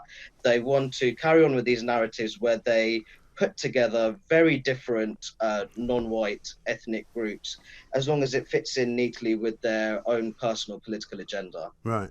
And you've been critical of the government this week as well, Rakib, about their kind of failure to clamp down in terms of law and order, allowing the police to sort of basically take a step back, not only in Bristol, but in London as well, where there were kind of mobs running riot whenever they wanted to, effectively at various different times. It seems this morning as though they found themselves a bit of a Tory backbone, if you like, and they've announced that basically they will fast-track any violent protesters straight to prison within 24 hours. So would you see that as a step in the right direction? Well, it's a step in the right direction. I think that the one thing that many people would expect from a Conservative government is to robustly push back on what many see as a form of metropolitan left cultural overreach. Yeah. And I think we've seen much of that over the course of the past week, where people do not have much respect for the rule of law and would rather seek the social change that they want to see, not through democratic means. Now, ultimately, we do live in a liberal democratic society. There are channels there that can be pursued to, to facilitate the kind of social change that people would like to see from a personal perspective. What I would say about the Conservative government is that when it comes to issues of law and order, people have their expectations. And it's very interesting that you probably have a number of traditional-minded voters in the red wall, which these are voters who used to previously vote for the Labour Party. Yeah. Now probably thinking that, hang on a minute, I voted, I've lent my vote to facilitate Brexit. I thought I'd expected that the Conservative administration would probably be more in line with me on issues in law and order. And they'd probably be quite disappointed by what I would consider to be government absence in light of what's happened in the past week or so. Yes, I think that's absolutely right. Well, maybe, as I say, Dr. Rakib, we will see a change in policy from this government, because it's very clear that they had to do something. It remains to be seen whether Black Lives Matter is going to cancel all the activities they had planned for this weekend. We're going to be talking to an activist from Black Lives Matter coming up a little bit later on in the show. But, of course, we'll be hearing from more of you as well. 0344 499 1000. We are getting record numbers of calls, record numbers of listeners, of course, as well. And it's no surprise that Talk Radio is indeed moving up in the world. Here's how to come with us, by the way, because we're retuning to Talk Radio Plus. Many of you have already told me how much better it is, how much more clear it sounds, and how less interrupting the signal is as well. You can hear us in stereo. It's clearer than ever before. You've been asking for better coverage and higher quality sound, so we are upgrading from DAB to DAB Plus even as we speak. This means all of your favourite shows, but with less interference, and the sound is so good that you'll feel like you are sat right here in the studio. Retune your radio now to Talk Radio Plus and save us to your presets. Talk Radio Plus should appear automatically on most modern DAB sets. Just scroll through the list of stations and select the one labelled Talk Radio Plus. If the new DAB Plus service is not listed on your radio, you may need to perform a rescan on your digital radio, which means you press the auto tune or the scan button on the digital radio. And if you listen on a smart speaker, online or via the app, you don't need to do a thing. Talk Radio is getting bigger, it's getting better, it's getting busier, so retune your radio now to Talk Radio Plus. And if you need any more information, please visit our website, talkradio.co.uk. We'll take your calls next. Talk Radio. If you can build that flat pack wardrobe without looking at the instructions, you've still got it. If you can manage 5 keepy uppies on your first go, you've without question still got it. If you can toss a pancake to the ceiling and not let it hit the floor, surely you've still got it. And if you can just about fit into those jeans you bought 5 years ago, you've definitely still got it. Brute. Still got it.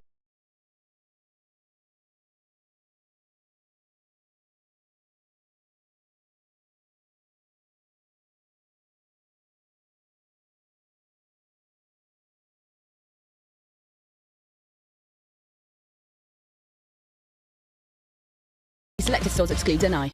Pauline. Love may be blind, but it has a new smell. Pauline, the new fragrance from Euro Millions winner Pauline Hinchcliffe. Tonight's Euro Millions jackpot is a massive £45 million. That's dream come true money. Euro Millions from the National Lottery. Your numbers make amazing happen. Play online or on the app. Estimated jackpot. Rules and procedures apply. Players must be 16 or over. Talk Radio. traffic and travel. South Yorkshire on the M1 and a lane is closed from junction 38 around Huddersfield to junction 37 at Barnsley. It is because of a crash. It's in lane 1. There are 2 lanes open past the scene of it. Somerset, the M5 and a lane is closed around junction 23, the A39 at Bridgewater North and junction 24 around Bridgewater South. It is because of emergency repairs. And in Hampshire, Southampton Central Bridge is closed in both directions. That's because of a crash. I'm Gary Scott. It's the final straight. Your horse is challenging for the lead. Victory is so close. And in the last strides... Oh, that was too close. We'll have to go to a photo. Your horse is beaten. Fortunately with Coral, you'll get a free bet up to £10 if your horse finishes within a length of the winner. Beaten by a length. From Coral. 18 plus online and mobile. Applies to first real money single win or each way bet of £1 plus from 8 a.m. day of selected meeting. Full terms and exclusions at coral.co.uk. When the fun stops, stop. Mid-morning with Mike Graham. Talk Radio. The Independent Republic of Mike Graham on Talk Radio. Welcome back to the Independent Republic of Mike Graham right here on Talk Radio. We've got lots going on. We're going to talk to Kevin O'Sullivan coming up shortly. He's got a big show coming tomorrow on Talk Radio. We're going to talk to the Sunday Times, find out what they're doing. We're going to take your calls, of course, as well. And we're going to talk to Black Lives Matter as well coming up in a little while. Right now, though, let's go back to the phones. Let's talk to Jana. Hello, Jana. Good morning, Mike. How are you? Taking my call. I'm very, very angry. I'm Mr. Angry from Purley. Okay. Go on then. Yeah. Well, we left the Soviet Union in 1969. I was young, but I remember what it was like. Because my mum would tell me not to say certain things, and they would be whispering in the kitchen with the radio on, you know, the classic things. It's now happening outside my window. I'm so incensed, Mike. I listen to the radio. You know, it's almost like you have to have some sort of government warning to listen to what's going on because it's a health hazard. What is it that's making you angry, Jana? What is it that's making me angry? Yeah. Is the inability to be able to speak your mind, to be able to say things that are fundamental truths in the world that a small minority of people are saying you're not allowed to say. Right. It's like Stalin telling you that, you know, this didn't exist, you know, wiping people out from newspaper articles. Well, it was the case. We spoke to somebody earlier, Neil Oliver, earlier in the week, who's a historian and archaeologist. He was talking about Alexander Solzhenitsyn, funnily enough, and his book, The Gulag Archipelago, where he talks about, you know, the Russian kind of way of just deleting history. Well, this is it. This is what's happening. They are deleting history, and they are Marxists. You know, you hear this, and it sounds really newfangled. You know, it's got nothing to do with race. It's got nothing to do with sex. It's got nothing to do with colour or inequality. It's to do with breaking down a democratic way of life, a way of life where ordinary people can have their own belief systems and get on with each other. And that's the scary thing, that even on your radio show, which I think is amazing, last night I was listening to one of the presenters sort of agreeing with what was going on. And the other thing they were saying is, don't let these people come, you know, the fascists, come to Black Lives Matter on Saturday, because, you know, they might hurt someone. So yeah, but why do they call them fascists as well? Because, you know, you wouldn't call Black Lives Matter fascists because they would object to that. But you're all right to call what you would regard as right-wing protesters who want to protect memorials, who want to protect statues. People feel comfortable calling them fascists. I don't think it's fair. No, it isn't fair. And even I've fallen into this trap now. I can hear myself, you know, because anyone who disagrees with a certain way is a fascist, is a sexist, is a, you know, hates people of different origins, you know. So normal people, unfortunately for us in our society in England, we're not us are not revolutionary sorts. No. You know, they don't rise up. No. Ordinary people do not rise up. They sit there, they bake their bread, they do the garden, which is why most people love living in England, you know. Well, most people want to come and live in England from all sorts of different countries in the world. Now, if it's such a terrible place, why do people want to come and live here? And also, if it's such a terrible place, and if we're so horrible and all our statues have to come down because, oh my God, this person did something bad at a time when it was okay to do it, you know, it's not like we're saying they did it now. Then why aren't they protesting about what's happening in Hong Kong? Why are they not protesting against the Christians that have been killed in China? Yeah. Why are they not protesting about the black people who take slaves and the Europeans who bring slaves here? Why aren't they protesting against women in other countries that are being prosecuted? Why are they doing something that has got nothing to do with reality? Yeah. This is what really kills me, is that it's all to do with ideology. It's nothing to do with reality. I mean, I'm about to, not be able to breathe. I'm so upset. Yes, I can hear it in your voice, Jana. Listen, all I can suggest you do is make yourself a nice cup of tea, take a couple of deep breaths, continue listening, and by the end of the show, we'll have the Perrior Awards with Marta Malagon, and that will make you smile. So then you will feel much more relaxed. All right? Okay. All right, Jana, take care. She's in Shropshire in Market Drayton. Ralph is in London. Hi, Ralph. Oh, hi, Mike. How are you? Very well, sir. What can I do for you? Well, I just showed up to St Thomas Hospital to watch the people construct the frames to get ready to remove yet another statue. Oh, really? Which one are they removing now? Well, the two statues over there, and the two founders, the people who are benefactors of the hospital. And again, the same old story applies. You've got this far left movement that claims that anything is in a label racist, warrants without trial, that needs to be removed and brought down. Is one of them Guy? Is one of them the guy who's named for Guy's Hospital? Well, Thomas Guy, right? Yes. Yes. So that's So is it Thomas Guy? Okay. So St Thomas's and Guy's Hospital named for him, because I heard this earlier in the week that I presume they're now going to have to change the name of the hospital, then, aren't they? Well, how far do you go? Do you change the name Thomas all the way to St Thomas, one of the doubting apostles of Christ? Yeah, I know. It's mad, isn't it? I mean, and it's a shame because it's a national disgrace, because I don't believe we were never asked if this should happen, right? No, exactly. It's a small movement of fringe radicals. And my question to them is, should we bring down Karl Marx? Because he was clearly a racist. Yeah, of course. Well, would they stand on the side of Karl Marx being his statue removed? And I'm standing outside, just moving towards Parliament Square right now, across the bridge. Yeah. And you can see that there's a steel grey plinth covering Churchill's statue right now. Yes. I know. Now, I'm going to say something about that. Some people are not happy about that, and Nigel Farage is one of them. I'm actually happy that they're doing it, because at least it shows that they're protecting it, Yeah, but there's a certain irony, you must admit, that I can see, for example, Millicent Fawcett, I can see Mahatma Gandhi, and I can see Nelson Mandela. Yeah. All three of them open, but Churchill, whatever you believe of Churchill, is surely a national icon, a national treasure. Yeah, of course. And if you're meant to be against fascism, wasn't he meant to be the original counterpart? Well, of course he was. Absolutely right. But unfortunately, we live in some very strange times, I'm afraid, Ralph. But appreciate your call. Thank you for letting us know what's going on. So Ralph says they're taking away Thomas Guy's statue from outside St Thomas's Hospital, named for Thomas Guy, as was Guy's Hospital, named for Thomas Guy, because he had some kind of connection to the slave trade. I mean, there is a certain ridiculously about all of this, isn't there? Because as I said to one of our earlier callers in the first hour, why on earth is racism going to be affected, or institutional racism going to be changed by the removal of a few statues? I mean, I would guarantee you, if anyone actually on the marches themselves was asked about these particular individuals, and the guy, for example, Milligan, who was removed from East India Dock the other day, or indeed Colston, removed from Bristol, or indeed Thomas Guy, they wouldn't know who they were. They would have no clue who any of these people are. But yet, they want to have the statue removed. Up in Oxford the other day, where they were demonstrating against Cecil Rhodes' statue, a couple of the people who were interviewed by the media didn't even know why they were there. They didn't even know which actual name or which actual statue they wanted rid of.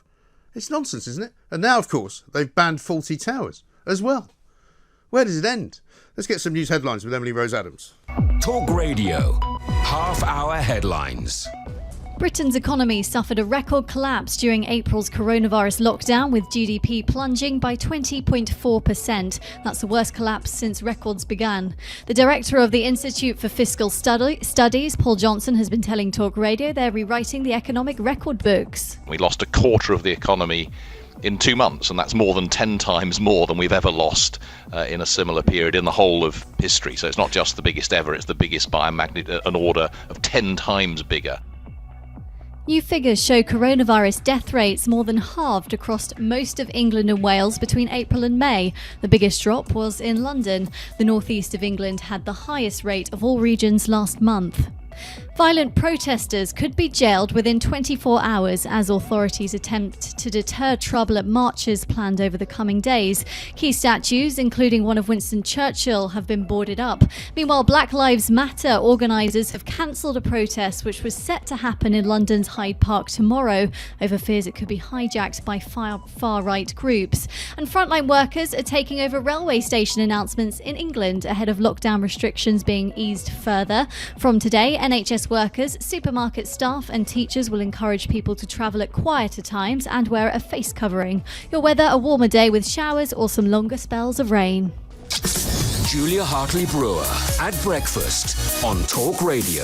With up-to-the-minute breaking news, expert guidance and non-stop conversation. I am so horrified by the number of teachers who are failing our children at this time. Unparalleled radio for unprecedented times. The reason why other countries around Europe have been able to come out of lockdown is because they've got their test and trace systems in place. Julia Hartley-Brewer at breakfast. Weekday mornings from 6:30 on Talk Radio. Mid-morning with Mike Graham. Talk Radio. The Independent Republic of Mike Graham on Talk Radio. Welcome back to the Independent Republic of Mike Graham right here on Talk Radio. Loads more of you to talk to. Many of you trying to call in are not getting through. But listen, do persevere. We will try and get to as many of you as possible. I apologise if you're not getting through, but it is an incredibly busy show today. It's been an incredibly busy week because we are becoming the go-to place for people who understand and want to hear common sense, because that's what we talk. Right now, we're going to find ourselves talking to Black Lives Matter. Gary McFarlane joins us. He's an activist for the organisation. Gary, a very good morning to you. Welcome. Hello. Thanks for joining us. We spoke to Nigel Farrar earlier on today, so we thought it was only fair. I don't know whether you heard the interview, whether that we could talk to you as well. Nigel Farrar basically disagreed with me. I said basically at the start of the show that I think most people now understand the cause of Black Lives Matter. I think most people now, certainly in this country, are aware that there is a racial problem in the country and are quite happy to help with whatever that can do. But probably most people now would rather see the end of the violent protests that we've seen in recent weeks. I haven't spotted any violent protests. I must have missed that one. Unless you're talking about the occasion when the police cavalry charged at peaceful protesters. Well, I don't think they charged them. I think somebody threw a bicycle at the horse, didn't they? Well, that might be open to disagreement, but I think if you look at the footage, all of the footage, and see it in context, you'll know what happened.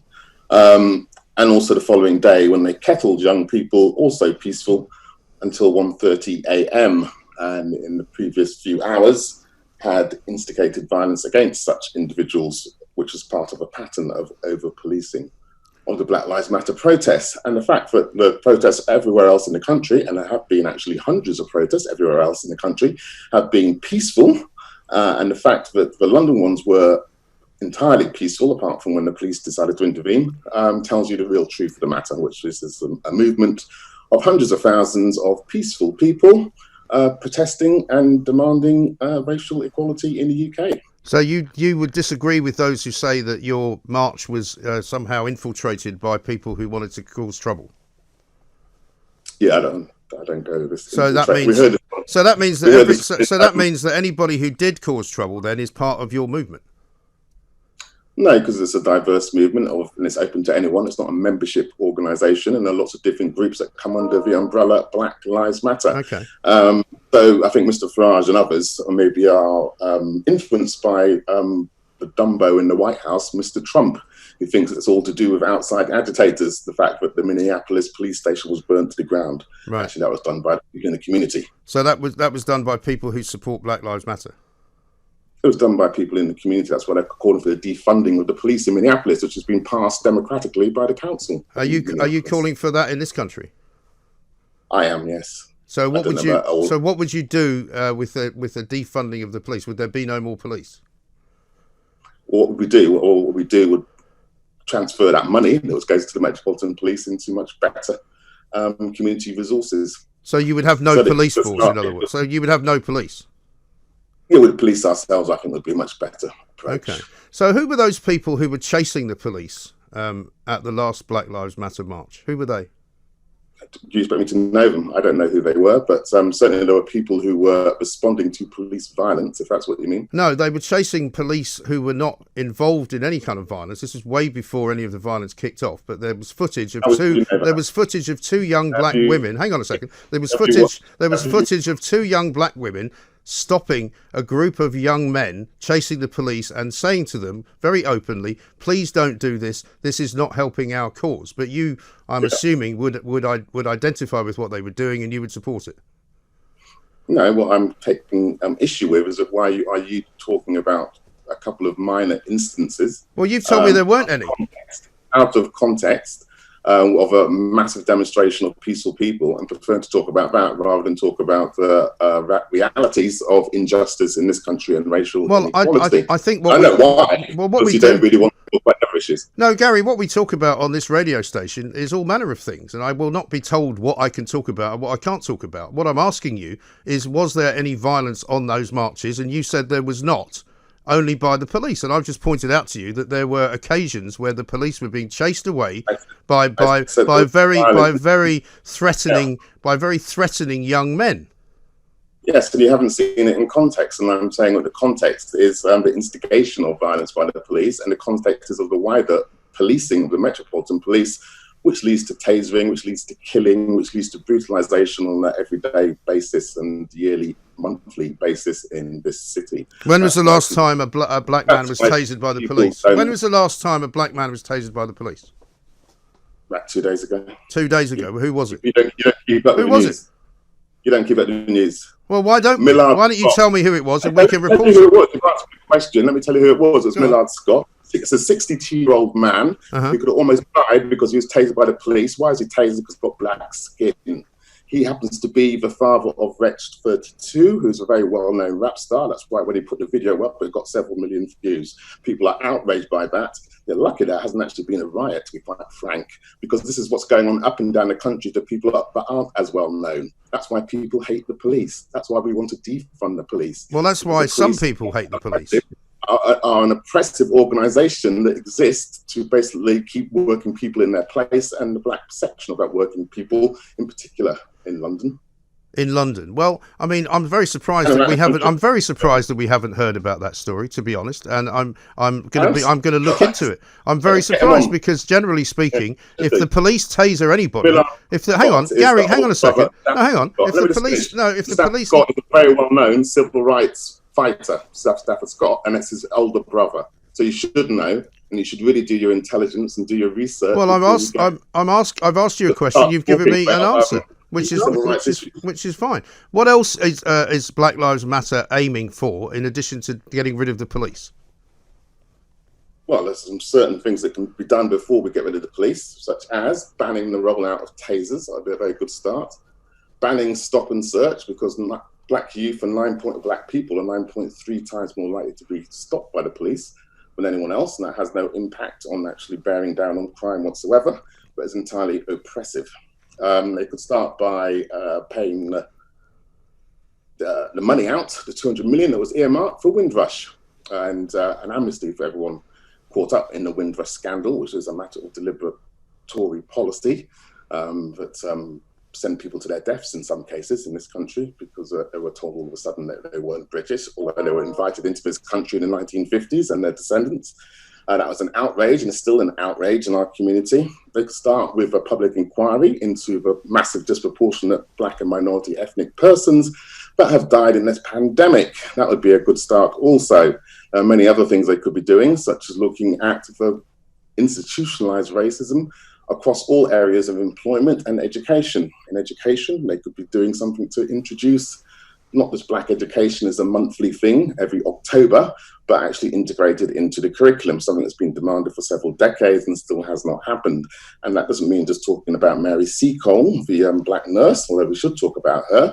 Actually, it means integrating African history into the history lessons. So those would be good starters. Okay. Why are you suddenly asking for all this now, though? I think we've been asking for it for a very long time. Well, you haven't been marching. Well, you haven't been marching about it for a very long time. It's come to a head, hasn't it? Because of what's happening in the United States of America. But does it not all seem? But surely, if you've been this, hang on, if you have been this dissatisfied with the way society is, Gary, surely you should have been demonstrating before now. You shouldn't have been waiting for an excuse because of something that happened in America. Surely you should have been doing it every week. Well, for people that say they have a good grasp of history, your recent history is not very good. So 2011, do you remember when Mark Duggan was murdered by the police? You mean the drug dealer, Mark Duggan? That led to uprisings. Oh, so it's okay to murder drug dealers if that is the case, if he was a drug dealer. Well, he was shot. Anyway, he was shot by. No, hang on, he was shot by an armed police. Anyway, Gary, well, no, you got to let me speak, Gary. the Listen, Gary, you have to let me speak, otherwise this ain't going to work. All right, and I can mute you if that's what we have to do. The point is, the riots were caused. The riots were caused by an incident which happened when the police were tailing a known drug dealer, a known criminal, who had been involved in very violent acts in the past. You might say the police should not have shot him, but the police made a decision to shoot him because of the way he was acting, right? Now, that was a riot which then ensued as a result because people wanted to vent their frustration, and many people accepted that. But there was an awful lot of violence done to many parts of this country, and particularly parts of London, which would have, I would suggest, be counterproductive to the community in which people lived. Wouldn't you agree? Yeah, so we agreed he was killed by the police. We might disagree about why or how and stuff, but he was killed by the police. I think we can agree on that one. And then there was a response. And so to your earlier question, why haven't you been talking about these things before? 2011. Well, that's 9 years ago. A good example of action talking about these things. Why haven't we've been there's demonstrations every year about, you just don't pick them up. That's not our fault. Every year about the number of deaths in police custody, or organised every year, every November, I believe, in this country, in central London. But it's just not reported by the police. I'm sorry, by the media. The things that you do report are, when there's a riot, you're very good at reporting those, or when there's someone throws an Evian bottle in the direction of a police force, you're very good at reporting that. Well, if somebody throws an Evian bottle at a police officer and hits them, they could actually kill them. I don't know whether you think that that's acceptable, but I would rather the streets of London were safe for me and my family to walk around. The trouble is, they're not safe for black youth to walk around, are they? That's the problem. Well, there's a lot of black youth who get stabbed to death, right? Yeah, so... And who are they being stabbed to death by? What? Who are they being stabbed to death by? The police? The reason why there's knife crime is to do with the years and years of massive inequality that exists in this country that has driven black youth into a position where they have no opportunities, where they get excluded from school. They're the first ones to get excluded. They get no qualifications, can't get a decent job. Some of them drift into petty crime and worse, and into gangs. And that's only a minority, by the way. But those that do end up in turf wars over who's going to sell in what areas, and sometimes end up attacking each other, sometimes with knives. Okay. So there's a social what would you? context. Let me ask you a question, Gary. What would you do? If you change the social context, instead of actually taking more and more money out of working class communities, there'll be less crime. Well, I tell you what would you do with the drug? What would you do? Hang on a second. Let me ask you another question. What would you do? Can you please would you please let me have a conversation with you, Gary? Stop trying to talk over me. I'm trying to give you some facts. Well, I want to ask you a question, okay? I want to ask you a question. I'm just trying to answer them. Well, let me ask you another question. If you, in your world where there are no police officers, what would you do about the drug gangs in this city? Well, in the world when there's no police officers, it goes as a piece with a number of other things happening. So that money would be diverted, would be part of a whole heap of more money that would go back into our communities and actually undermine the drug dealing, because people would have decent jobs to go to. So you actually are that naive that you think people will stop taking drugs? Really? No, we can also. Well, what drugs are you talking about? I personally think they should all be legalised. So you want to legalise all drugs? So that's another aim, to legalise all drugs. And so what would you do about the drug gangs? Black Lives Matter movement. I'm saying it's my aim. All right. So all right. Well, let me ask you. Well, let me ask you personally then. What would you do? What would you do with the drug dealers? Well, if you legalise all drugs, the drug dealers would then, I guess, be capitalist corporations, as they are in the United States, some parts of the United States, and in Canada, where some drugs are legalised. For example, marijuana. Okay. So you're quite happy for capitalist companies to run the drugs then?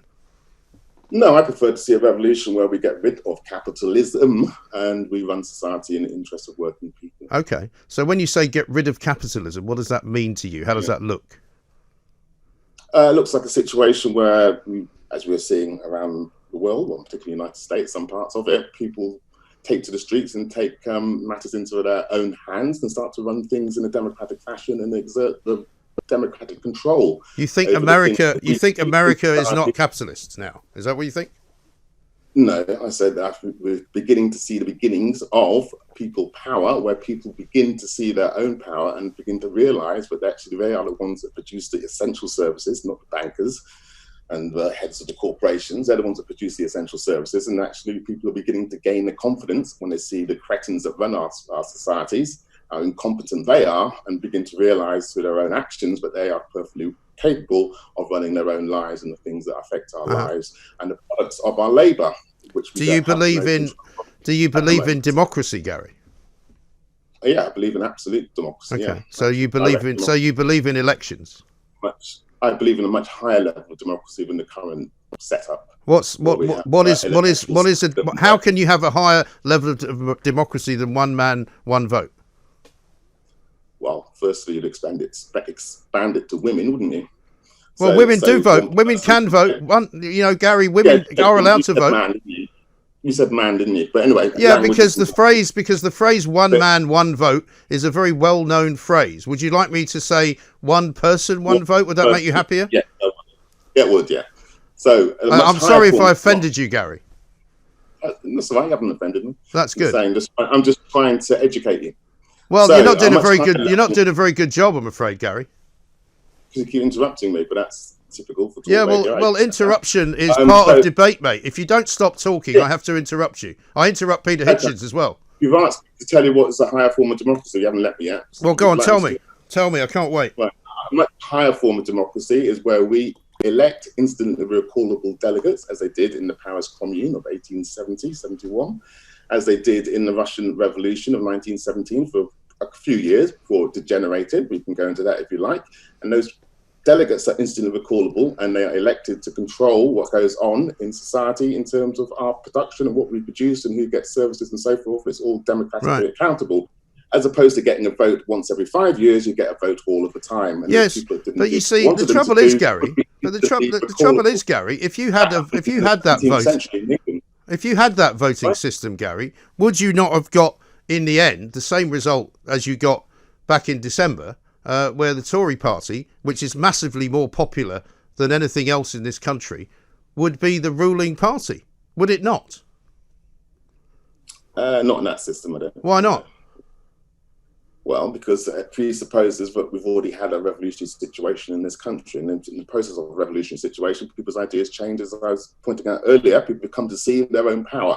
And so the Tory party would be the last people to get any vote, I would imagine, inside a workers' You've got council. you've got a great imagination, but I think you have no evidence with which to back that up. The people of this country, Gary, I'm afraid, disagree with most left-wing ideology. They don't want a revolution. They don't want some kind of people power. They want the police to protect them from the bad guys, and they don't wish to enter into some anti-capitalist, dream state where nothing works. You've just mentioned the Russian Revolution, which resulted in an absolute horror show for many people. People were murdered by the thousands by Stalin. People were murdered by the millions by other places where this so-called people power has actually happened. Why don't you call it like it is? It's nothing to do with people power. It's what you want and what the people who agree with you want. It's not about what other people want, and it ain't democracy, whichever way you cut it. There's lots of different people in the Black Lives Matter movement with lots of different ideas. I happen to be a socialist. I'm quite open about that, but not everybody is. There'll be lots of people actually. Hardly anybody is, Gary. A good idea, I'm sure. So it's a broad movement of all different sorts of people. But what I would argue, and what I argue inside the movement, is the way to get results is by using revolutionary methods. The way to get results is by a mass movement, as Martin Luther King built in the United States of America.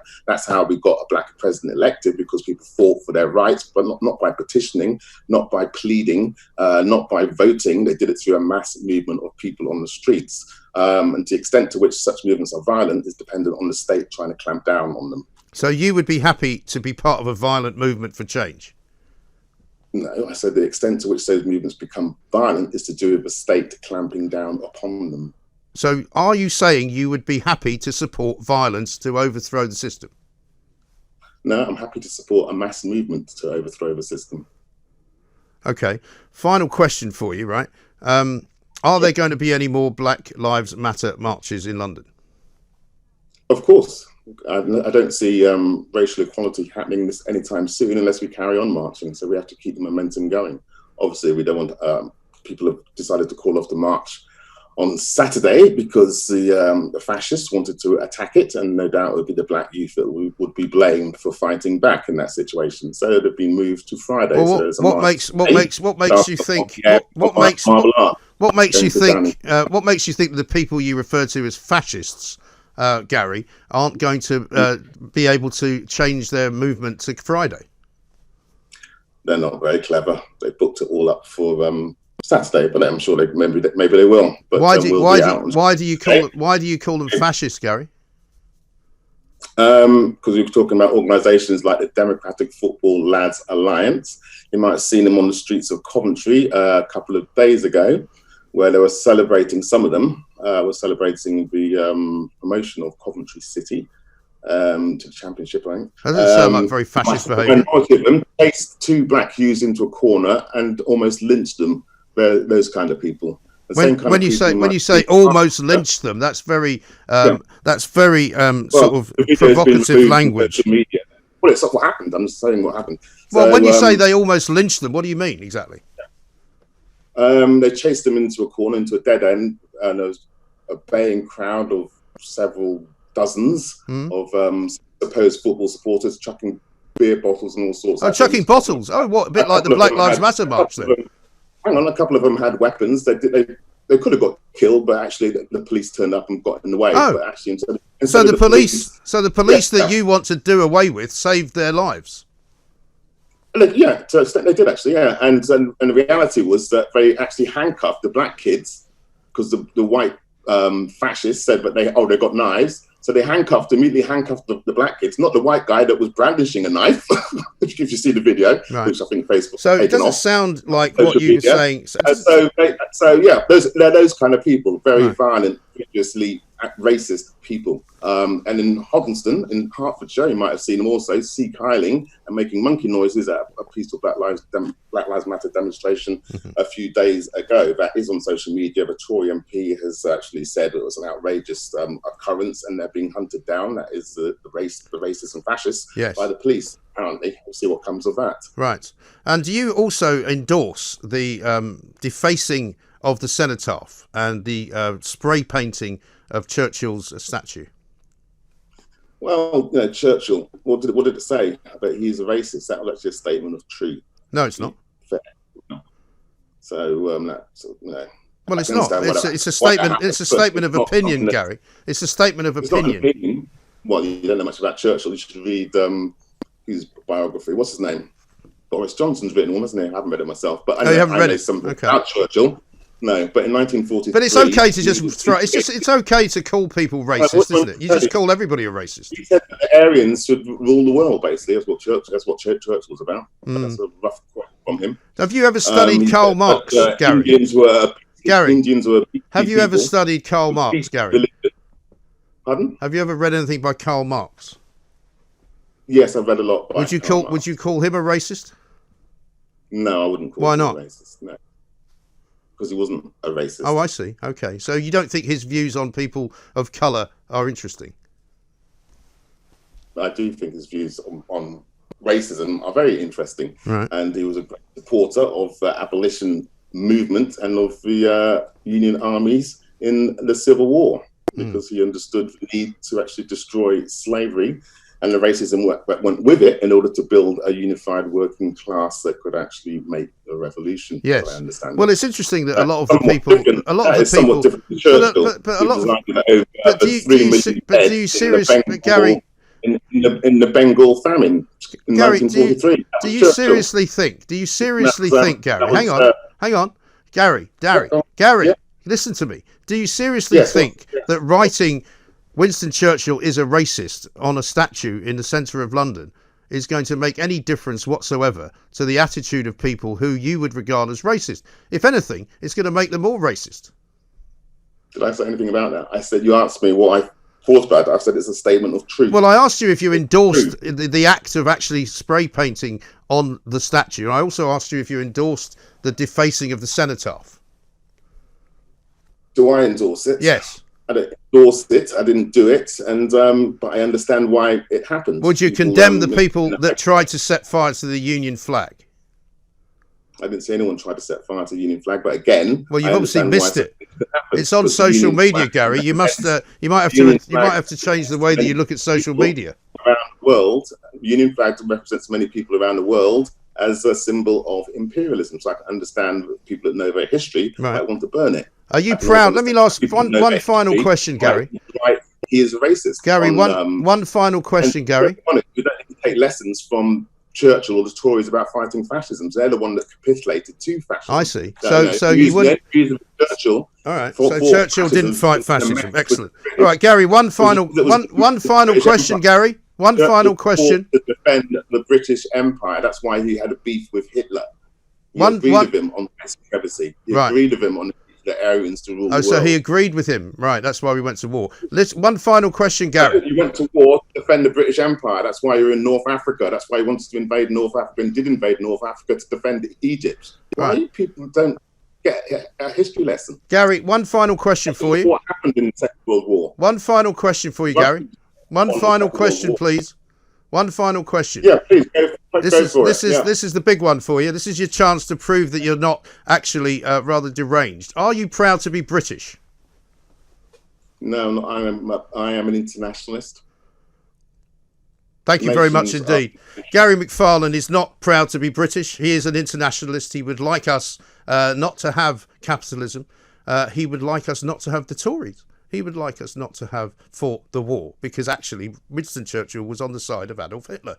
These are the kind of people that run Black Lives Matter. This is Talk Radio. Talk Radio.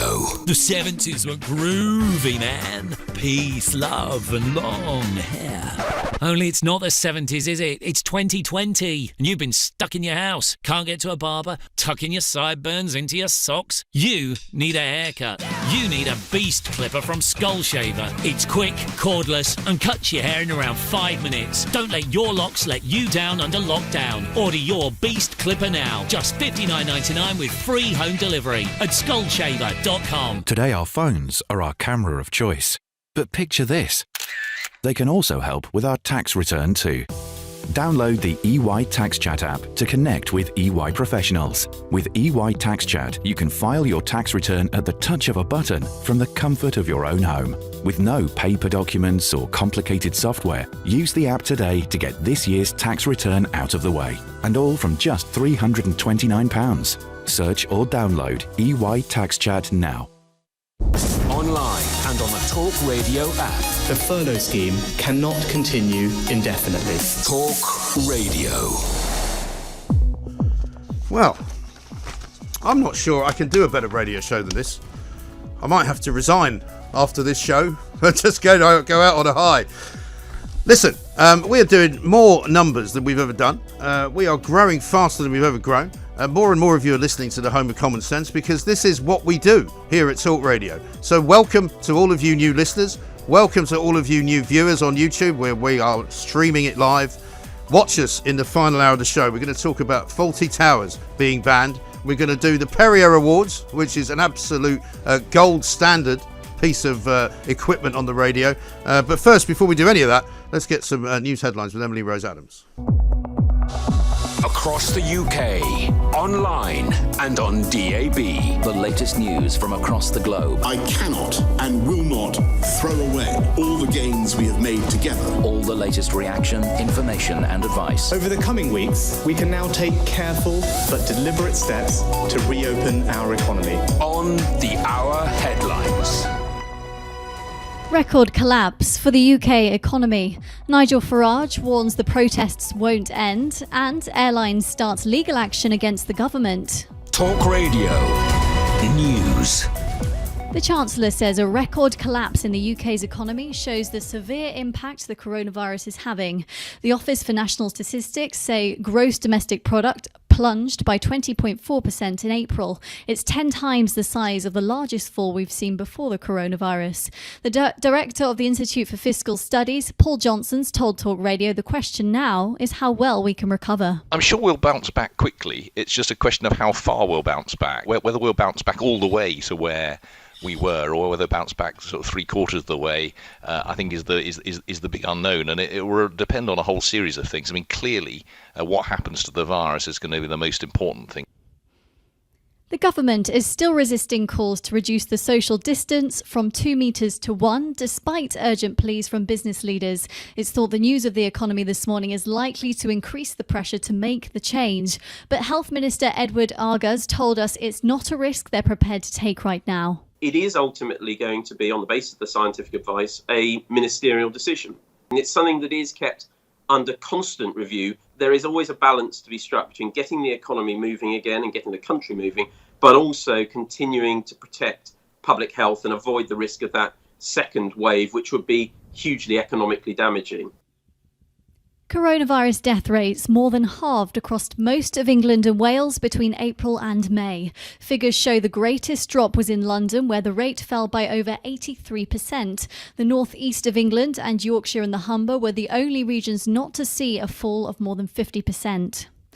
The government is bringing in a fast-track system to deal with violent protesters. Reports in The Times suggest people caught causing vandalism, criminal damage or assaulting a police officer could be jailed within 24 hours of their arrest. Black Lives Matter organisers have cancelled a protest which was set to happen in London's Hyde Park tomorrow. That's over fears it could be hijacked by far-right groups. But the leader of the Brexit party, Nigel Farage, has told Mike on Talk Radio this is by far the end of the Black Lives Matter demonstration. This is now an all-out attack on our nation, its symbols, our heritage.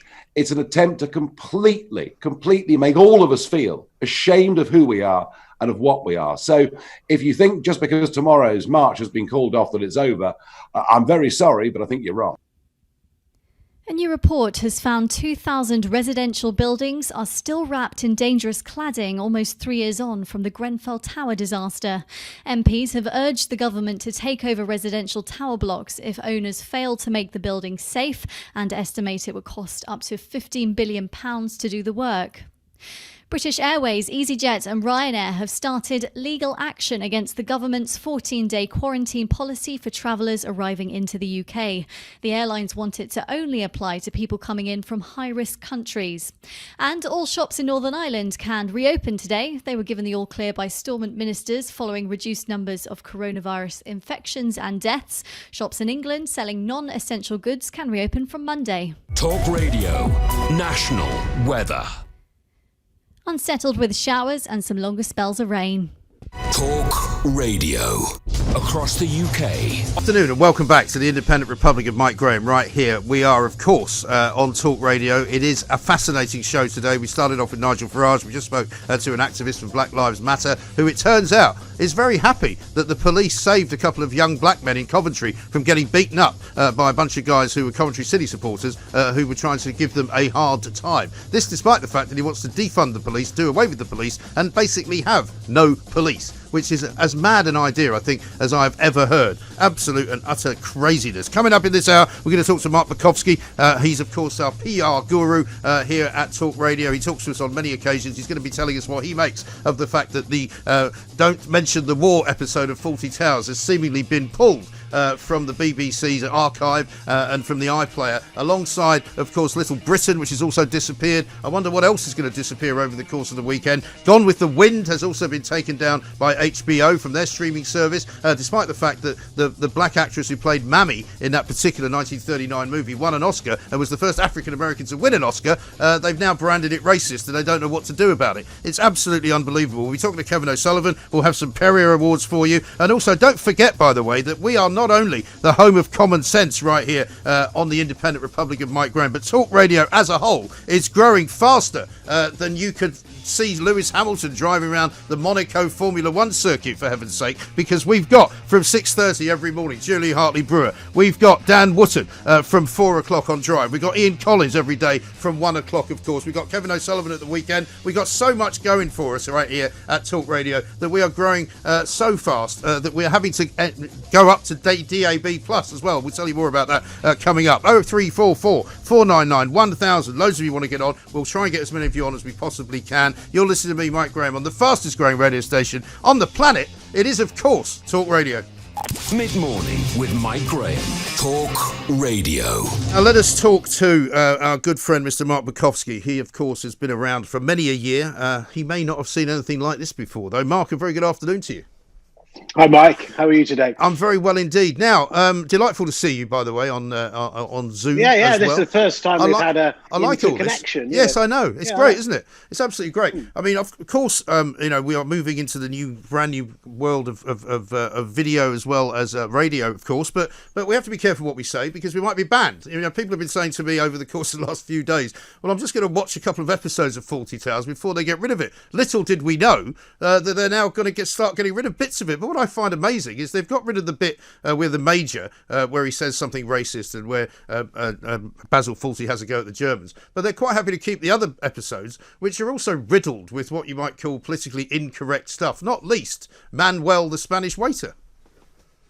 Yeah, you've fallen into the trap here, Mike. I think that somebody at UKTV or BritBox, whatever it's called at the moment, has come up with a genius publicity ploy.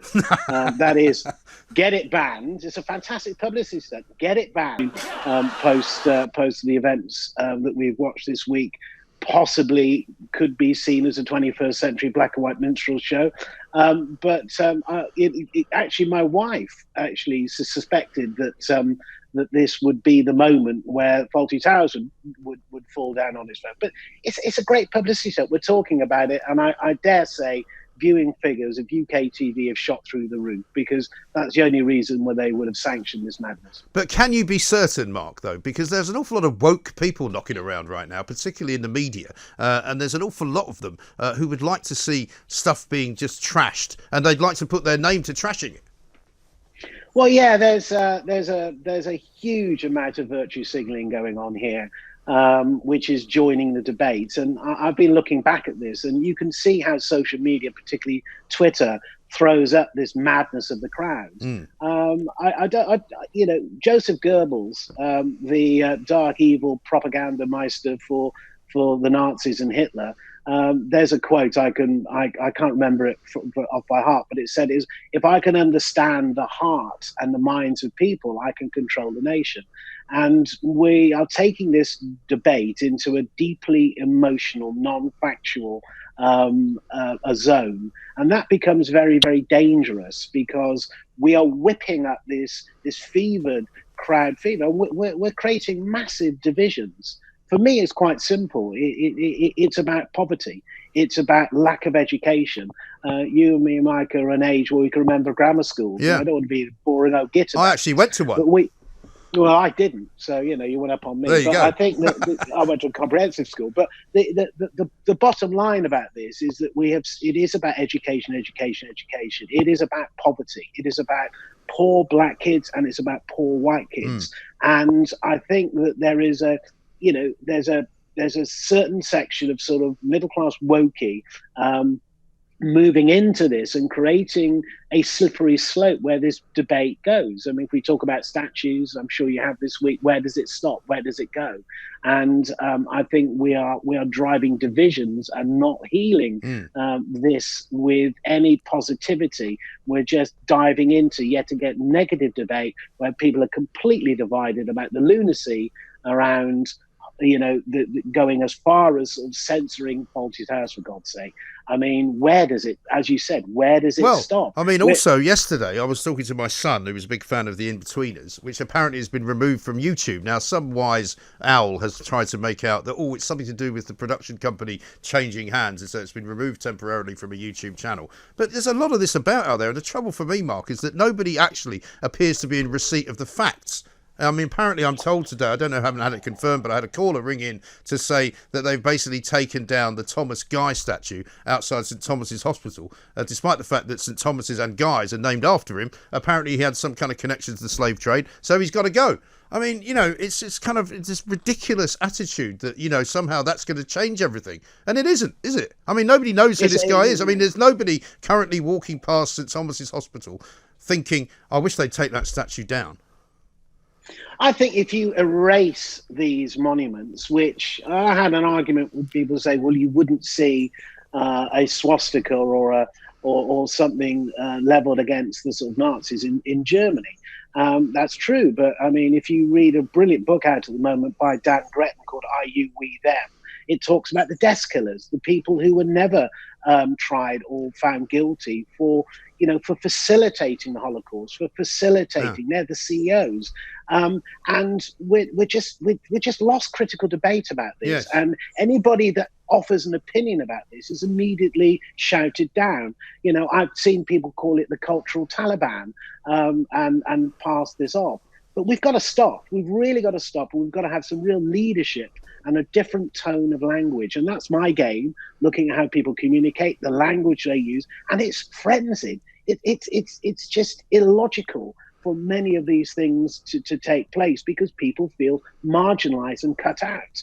And yes, big numbers go up. But how do we sustain any critical thought? These things just sort of bubble up like you're putting, a Mento in a bottle of Pepsi. It just explodes and then dissipates, and nothing happens. And what are we going to be talking about in 6 or 7 months? And if we carry on making these divisions where we need to be bringing people together, when the unemployment figures that sadly will go up, when those people are not brought back from their furlough, we're going to have a very different shape. There is going to be a very complex new normal that we'll walk back into at the end of this very serious passion of time. Yes, but don't you also think, Mark, that an awful lot of these woke types who have joined in with the demonstrations and the protests, because quite frankly it was a nice weekend, the weather was sunny, it was all out there, people are fed up with sitting indoors, they want to get out, they figure they might as well go and join it. These are not very committed people by and large. They're the sort of people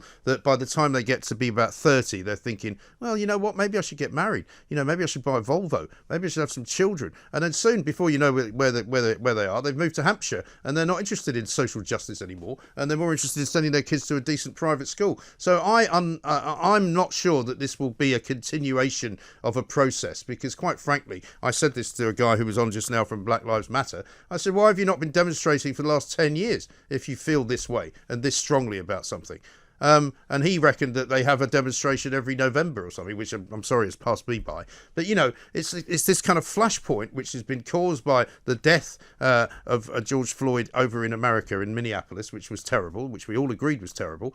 But I just don't see the point of continually marching around in London, getting into bundles with the cops and spray painting monuments. I think that what we're seeing here is a failure in communicating the right things at the right time. We do not value things that are important to us, and they become political footballs, and they get sucked into this. If you think back to the massive debate that surrounded Brexit, I mean, perhaps the European Union didn't do anything to communicate its value, if it had value, and what happens now, the dangerous time really, is the erosion of the traditional media that invested in sensible voices, sensible commentary, and we didn't have this vast sea of opinion for many people who are peddling crazy crackpot theories or delivering some really nasty views, both right and left. Yeah. And I think that we need to get some sort of balance back. But of course, social media doesn't. You can't debate trans issues. You can't debate race issues. You can't debate cultural issues. There seems to be people who leap on top of you. And if you're the wrong age, the wrong color, the wrong cultural background, you are irrelevant.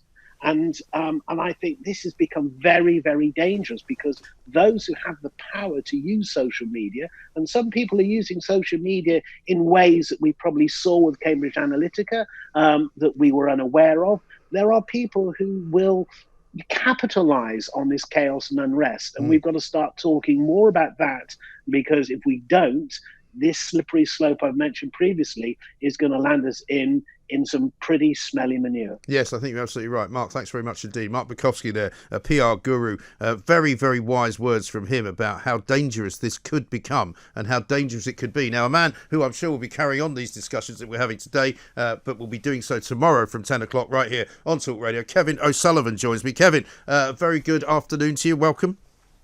Thanks, Mike. I'm really honoured to be involved in this show because you've had quite a packed agenda. Well, I'll tell you what. I mean, we were hoping to speak to you in the last hour, but it got a little bit overtaken by the guy from Black Lives Matter. But tell me, I mean, apart from what Mark Bukowski was saying there about, the craziness of what's going on now, I mean, this must be a terrible kind of blight on the creative processes of trying to make movies and or television about anything right now.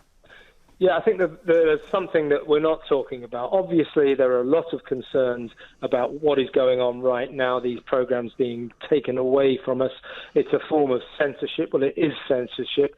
But I think the real fear in terms of the show business industry, the creative industry, is what will happen in the future. People will self-censor. The writers of comedy will say, we can't say that, we mustn't do that. So the stultification of the creative process in terms of what entertains the public, I think, is a matter for great concern. Absolutely right. What you got coming up on your show tomorrow? Because we haven't got as much time as we normally have, Kev. So tell us who you've got. I've got a packed agenda, as usual. Ricky Wilson from the Kaiser Chiefs is coming on to talk about his new podcast, in which he reveals all the showbiz secrets that we have been talking about for years, the truth behind them. I've got Jane Moore, loose woman and Sun columnist. She'll be talking about some of the febrile events of this week's news schedule. Rod Liddell's going to talk about where we think we're heading. We can talk about the actual news events. You've been doing that brilliantly. But at the weekend, I think we're a bit more reflective. I want to talk to Rod about where we think we're heading as a nation when the Mayor of London sets up a commission dedicated to the destruction of statues. I'm not happy with the direction of travel there. I've got a sneaking suspicion Rod might not be as well. So we're going to talk about that. Robert Webb of Mitchell & Webb and The Peep Show is coming on to talk about his first novel. Very excited about that. He has enlisted the help of a certain well-known friend of his to do the narration for the book, for the audio version. That's someone called Olivia Coleman. You may have heard of her. Very nice. Got a really nice story coming up, a happy story with a happy ending. Never mind all this miserable stuff. Jane Fallon, the best-selling author, is going to tell us, a bit of a spoiler alert, I suppose, but the details will emerge tomorrow of how she and her partner, Ricky Gervais, rescued a lost dog on Hampstead Heath. And the story has a happy ending. She's also got a new book coming out, so that'll be good to talk about. What else we got? We've got Helen Skelton, TV star, is going to talk about her new series. We have some Royals, of course, with Charlie Ray, another big week with the Royals. Showbiz with Nigel Farrar, and of course, I'll be talking terrible telly with my old mate Ali Ross. Brilliant stuff. It's a great show. Kevin, have a great one. I'm sure you will. It's a fantastic show every Saturday right here on Talk Radio, 10 o'clock till 1 in this very slot. It's a must listen on a Saturday morning. Now, let me just tell you as well about Talk Radio moving up in the world, because we are moving up to DAB Plus. It's called. Retune your radio to Talk Radio Plus to hear us in stereo, and it's clearer than ever before. You've been asking for better coverage, higher quality sound, so we are upgrading from DAB to DAB Plus. We're also doing it because the bandwidth is bigger, and because we've got so many listeners now, we need to get it out there to more of you, and we need to make the signal stronger, and we need to make the signal farther reaching, right? So this means all your favourite shows remain, but with less interference, and the sound is so good that you'll feel like you are actually sat in the studio. Julie Hartley-Brewer, Dan Wootton, Ian Collins, myself, James Whale, absolutely all over the place. Kevin O'Sullivan on a Saturday as well. So retune your radio right now to Talk Radio Plus. Save us to your presets. Talk Radio Plus should appear automatically on most modern DAB sets. Just scroll through the list of stations and select the one labelled Talk Radio Plus. If the new DAB Plus service is not listed on your radio, you may need to perform a rescan on your digital digital radio, just press the auto-tune or the scan button on your digital radio. If you listen on a smart speaker, online or via the app, you don't need to do a thing. So that's easy, right? Talk Radio is getting bigger, we are getting better, we are getting busier, and everything is just going really, really well. Retune your radio to Talk Radio Plus right now, and if you need more information, visit talkradio.co.uk. Coming up, we're going to talk to Georgie Frost, our personal finance specialist. She's going to be telling us all about what is going on in the world of consumer journalism. Talk Radio.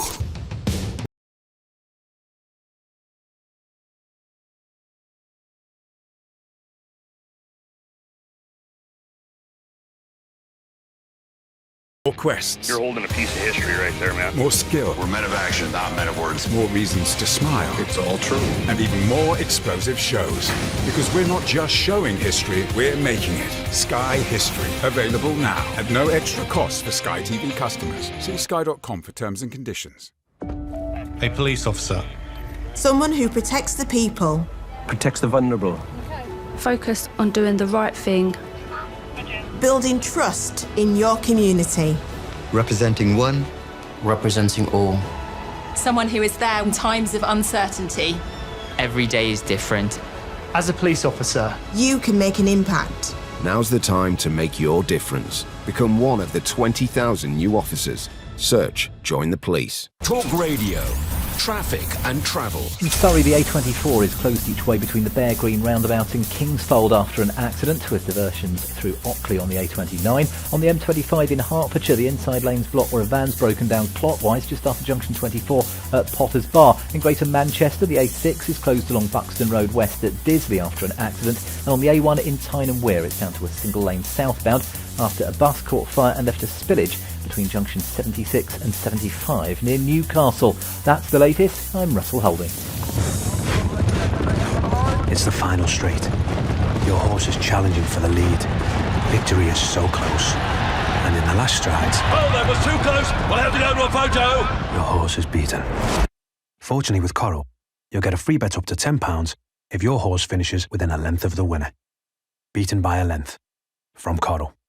18 plus online and mobile. Applies to first real money single win or each way bet of £1 plus from 8am day of selected meeting. Full terms and exclusions at coral.co.uk. When the fun stops, stop. Evenings with James Whale on Talk Radio. Keep connected with round-the-clock news, essential information and expert insight. The thing about people expressing their views, Mary, is quite often they want to express them over and over and over again. Cutting through the confusion with everything you need to stay safe, informed and entertained. This lockdown and the shutdown of the economy are actually going to prove more devastating than any virus, I think. Evenings with James Whale. Weeknights from 7 on Talk Radio. Ian Collins. Weekday afternoons from 1 on Talk Radio. The lockdown has not ended, but there are elements of it that we can ease. Your trusted resource for the latest news, expert advice and the latest information as events unfold. There is confusion. There's no one-size-fits-all. Ultimately, head teachers can usurp any direction they're given from anyone if they think their school isn't safe. Ian Collins. Weekday afternoons from 1 on Talk Radio. Mid-morning with Mike Graham. Talk Radio. The Independent Republic of Mike Graham on Talk Radio. Welcome back to the Independent Republic of Mike Graham right here on Talk Radio. We are, of course, here until 1 o'clock when Ian Collins is along. We've got the Perrior Awards coming up. We've got homeschooling to do as well, in which we're going to be studying the Spanish Civil War today, and which will link very nicely to Martin Malagod coming in to do the Perriors. Now, how about this from Bernard, who says, Black Lives Matter, defund and disband the police. Churchill was on the same side as Hitler. Topple capitalism. Socialism is the way. Everyone who disagrees is a fascist. Absolute lunacy. People need to see what these extremists are about. Hats off to Mike for keeping a cool head. Well, I think that's absolutely right. And of course, what I was saying to our correspondent from Black Lives Matter is that, you know, it's all very well talking about defunding the police and getting rid of the police, but doesn't that provide you with all sorts of ridiculous situations and all manner of problems? He basically said that he believed that if there were no no police, there would not be any violence. There would not be any drug dealing. There would not be any kind of criminal activity whatsoever, because the money would be better spent somehow in the community. Well, I've got news for you, I'm afraid, Gary, who was on talking about Black Lives Matter. Unfortunately, there are some people who are criminal in this society, and because they are criminal, they need to be policed. And because they will do wrong, and because they will do ill to the general populace, they do actually need to be policed by the police. Not by some community activist who goes, here's a load of money, mate. Don't worry about robbing somebody's car. Don't worry about breaking into somebody's house. Don't worry about murdering somebody in order to get some kind of revenge on them. We'll just give you some money. I'm afraid it doesn't work like that. Now, it's time for our regular feature in association with Adrian Flux Insurance. Start saving money with the UK's largest specialist motor insurance broker. I'm joined now by Georgie Frost, our personal finance specialist. And today, we're talking about air travel. Good afternoon, Georgie. Hello, good afternoon, Mike. Very nice to see you. Thanks for coming on. Now, air travel is in everybody's heads at the moment because we're all hoping that at some point soon we might actually be able to go somewhere. Aren't we indeed? Yes. And I know that the airlines are very, very keen to get us flying again. The government is also pretty keen, although cautious. We got some new guidelines yesterday issued to try and make it a little bit safer when we do eventually end up flying. Now, some of those guidelines include that all luggage should be checked in.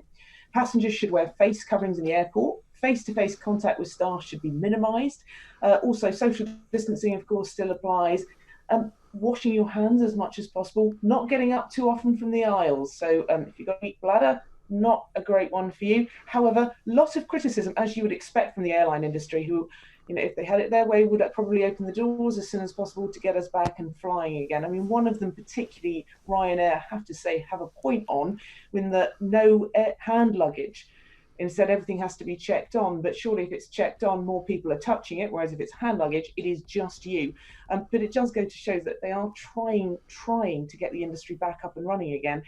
But of course, you've got to think about quarantine rules. Now, a lot of people, 70% of us apparently, are very keen on travelling sooner rather than later. I mean, will we get a holiday this summer? Well, there are some things that you want to think about. Airlines, of course, are bombarding us. I don't know about you, Mike, but I'm getting so many emails from airlines on cheap deals and flights. And look, before you do start flying, do consider a few things. The FCO and the Department of Transport still say that the advice that you should only travel if it's essential is still in operation. So while that's in operation, with the FCO saying don't fly, you've got to think about your insurance. Will it cover you?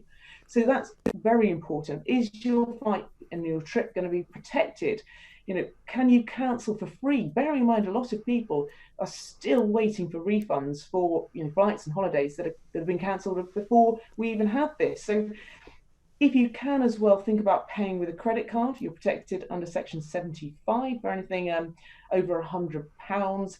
Travel insurance is a bit more tricky to get hold of, but I would always say do not travel without it. And if you do have travel insurance, just give them a quick buzz to find out what you're covered for. Yes, I was going to say that because, of course, I mean, we hope that the coronavirus is kind of on the wane, but obviously you might want to see what the small print says, because if you were somehow to go to a foreign land and somehow contract coronavirus, you would definitely want to know what that meant for your holiday and what that covered, what your insurance would cover you for. Yeah, chances are you probably won't be covered. I have one of the very few travel insurances that do cover, because I've checked with them first. So just call them up. But as I said, as the FCO advice is still in place, then it's unlikely that you will be, because the point of travel insurance is to cover you for things that you can't foresee. And of course, the FCO is saying you can foresee a risk here, and we don't know what's going to happen. So it's a risk. It's a risk. And I would say, think about, if not getting your money back and all those things, the quarantine rules are still in place at the moment. Now, whether they're going to last, we're not sure. The government said they'll check them every few weeks. Chances are that they probably won't still be in place, but I wouldn't go on what I'm saying. They are in place at the moment, and that's what you've got to think about. What I will say as well on a final matter of this one, if you are showing any symptoms at all, or you're in a household with anyone, do not go anywhere. Absolutely right. And finally, because we're a little bit curtailed for time today, I'm afraid, Georgie, you've got some tips for people to watch the Premier League games for the cheapest price. Yeah, you might need to get out a little wall chart for this one. It's quite confusing. Basically, you've got 64 games that are going to be on TV. It's interesting to note 29 of those games are going to be free or essentially free. Of course, 4 being on the BBC. First time it's ever been shown in Premier League on the BBC. It's not free because you have to pay £150 licence. But, be that as it may, it's by and large free. How to get the other deals? There are plenty of deals on offer at the moment. But what I'll say, and we're looking at Now TV, BT Sports and Sky Sports, before you do any of this, just work out how much you're actually saving. A lot of them have introductory deals, perhaps for 3 months, but you have to sign up for 24 months and they'll revert back after the 3 months. So, for example, you've got BT, which is £20 for the next 3 months, but it will revert back to 40. It might be worth just getting the monthly packages. I was about to say go to your friend's house, but obviously that might be difficult. Watch it in a park at socially distance on your phone. But there are lots of ways in which you can watch it, and I think a lot of people are quite pleased that football is back. Brilliant stuff. I think loads of people are pleased, not least our colleagues down the road here at TalkSport, who are getting very excited about it all together. They're gearing up, of course, because you'll get every game on there as well. So tune into TalkSport for that, which is absolutely brilliant. Thanks very much for coming on the show, Georgie. Georgie will be back next Friday for Making a Difference in association with Adrian Flux Insurance. Start saving money today with What Van's Van Insurer of the Year 2019. Search Flux Van today. Making Radio.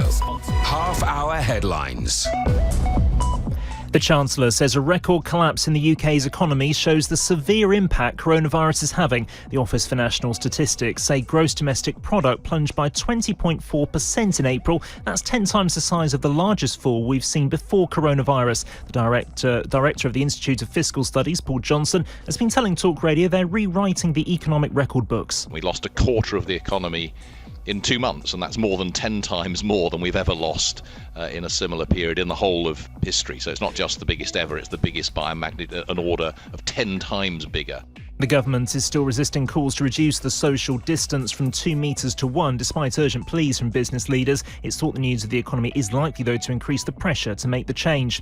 New figures show coronavirus death rates more than halved across most of England and Wales between April and May. The biggest drop was in London. The northeast of England had the highest rate of all regions last month. And violent protesters could be jailed within 24 months as authorities attempt to deter trouble at marches planned over the coming days. Key statues, including one of Winston Churchill, have been boarded up. Meanwhile, Black Lives Matter organisers have cancelled a protest which was set to happen in London's Hyde Park tomorrow over fears it could be hijacked by far-right groups. A look at the weather. We're set for some heavy rain across the north of England through the afternoon, which will move into the south east of Scotland. The south set for some sunnier spells, but there will be some spells of heavy rain. Oh, hello, mate. Bad news, I'm afraid. Look, I won't be able to make the two-a-side football match with your mum and Nan. Well, Talk Radio are moving to DAB+, and I said I'd give him a hand with the removals. Oh, don't be like that. It's a great move to DAB+. It's not far from where they are at the moment, but the reception's a lot better. Plus, they'll have their own garden with a fire pit. It's a smart move. Help Talk Radio make the big switch to DAB+ by rescanning your DAB+ capable radio and selecting Talk Radio Plus. Same station, same great debate, even clearer signal. And it's better for schools. Ah, wait a minute. Oh, I think I've done my back in. Oh.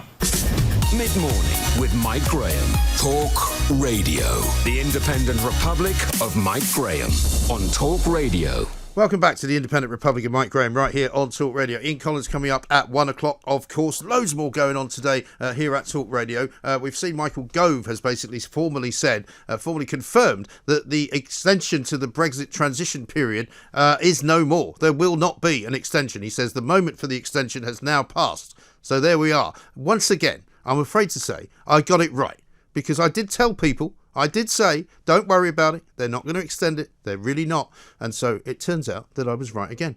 It's getting very, very embarrassing, all of this correctness that I'm doing. But, however, I don't know an awful lot about the Spanish Civil War, so I'm now going to be taught something by Dr. Richard Baxel, historian specialising in international brigades and the Spanish Civil War, author of a book called Unlikely Warriors. Dr. Richard, welcome to the homeschooling section of the Independent Republic of Mike Graham. Hello and good afternoon. Yes, thank you very much indeed. We've had some fantastic segments and learned some amazing things about all sorts of different situations, from the coastline of Britain to prime numbers to why rainbows are made and how the moon works and all of that. So this is a really interesting one, because we've talked a lot about history, of course, this week because of the whole debate around the removal of statues and that kind of thing. The Spanish Civil War was an incredible story, really, wasn't it?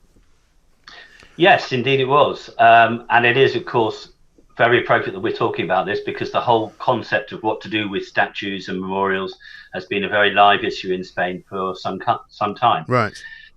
But anyway, the Spanish Civil War broke out in the summer of 1936, in July 1936, and it was essentially the result of a military uprising against a democratic government that had been elected that previous February.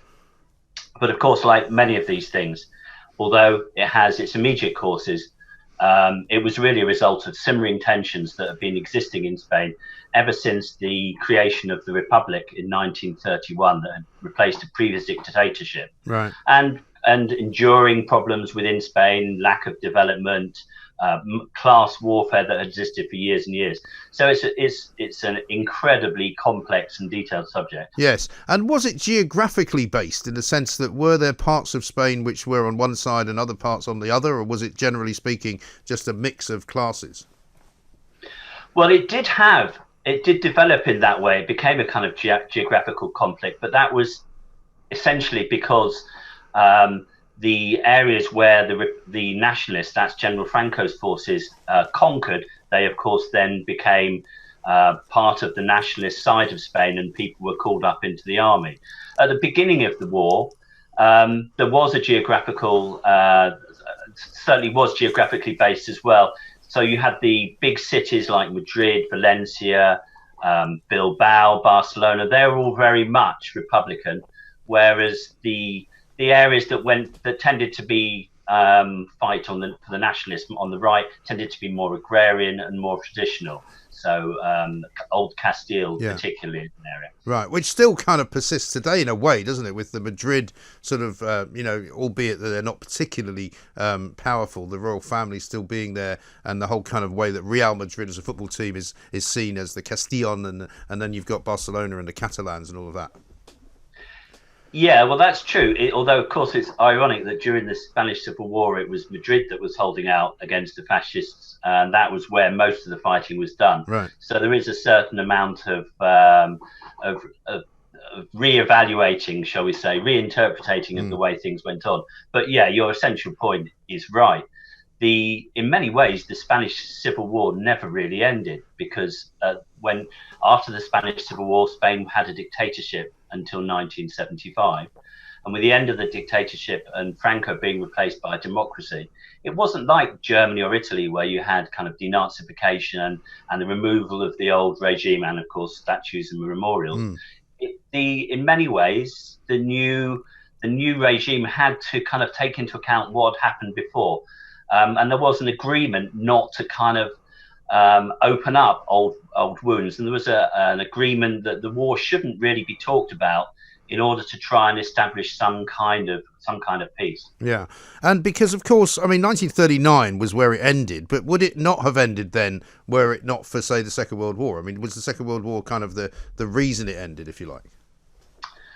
No, it ended because the Republicans were defeated militarily in the spring of 1939. They were no longer in a position to fight.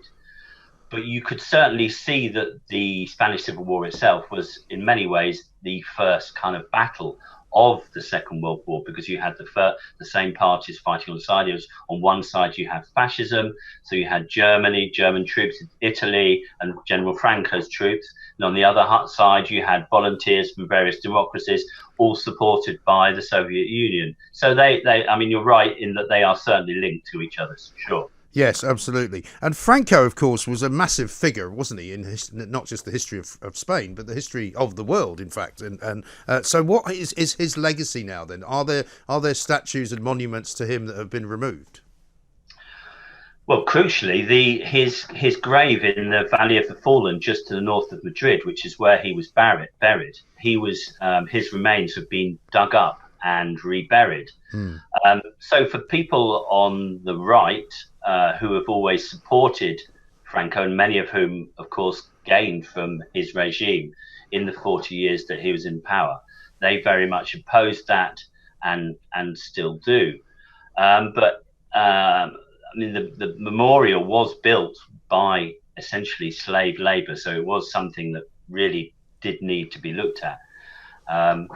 I'm, personally, I think it was a good decision that they did that. But there are still street names all over Spain that are homages to Franco and to others, including Jose Primo de Rivera, who was the leader of the Spanish party. And it's kind of hard to imagine that in a European country you would have street names named after the leader of the fascist party. Yeah. That wouldn't happen here or in Germany, for example. No, but I mean, I suppose with the history of Spain and similarly with the history of Italy, I mean, where fascism is not necessarily a dirty word, it's just another form of political discourse, isn't it? And so I guess that's a different experience. It's interesting because I was hearing from someone the other day that there's a square in Madrid named after Margaret Thatcher. We haven't even got that here. Well, yes, there is. That is true. There's also, of course, a square to George Orwell as well. Well, he fought, didn't he? He fought in the Civil War. To the UK. Well, I mean, you probably know George Orwell was one of a number of British people who went over and fought for the Spanish Republic against General Franco and his backers during the Spanish Civil War. And Picasso was an interesting figure as well, wasn't he? Because he was accused of being on the wrong side, wasn't he? Well, lots of people are accused on the wrong side. I think that's a feature of civil wars. Everybody will tell you that the other people are on the wrong side. But yeah, Picasso was interesting, mainly because in this country he's one of the links by which people have any kind of knowledge about the Civil War. If it's not Orwell or Hemingway in the literature, it tends to be because they've seen Picasso's powerful painting, or at least, copies of it and replicated on the internet and in books all over the world. And it is a very, very striking and powerful image, of course. Yes, absolutely right. And so as far as a sort of a study of the Spanish Civil War is concerned, and you've explained it brilliantly, because I know that it's always difficult when you have to do it in such a small amount of time. So I appreciate that. What's the best sort of way of discovering more? Is there one book that you would recommend that people look at? And you can recommend your own, by the way.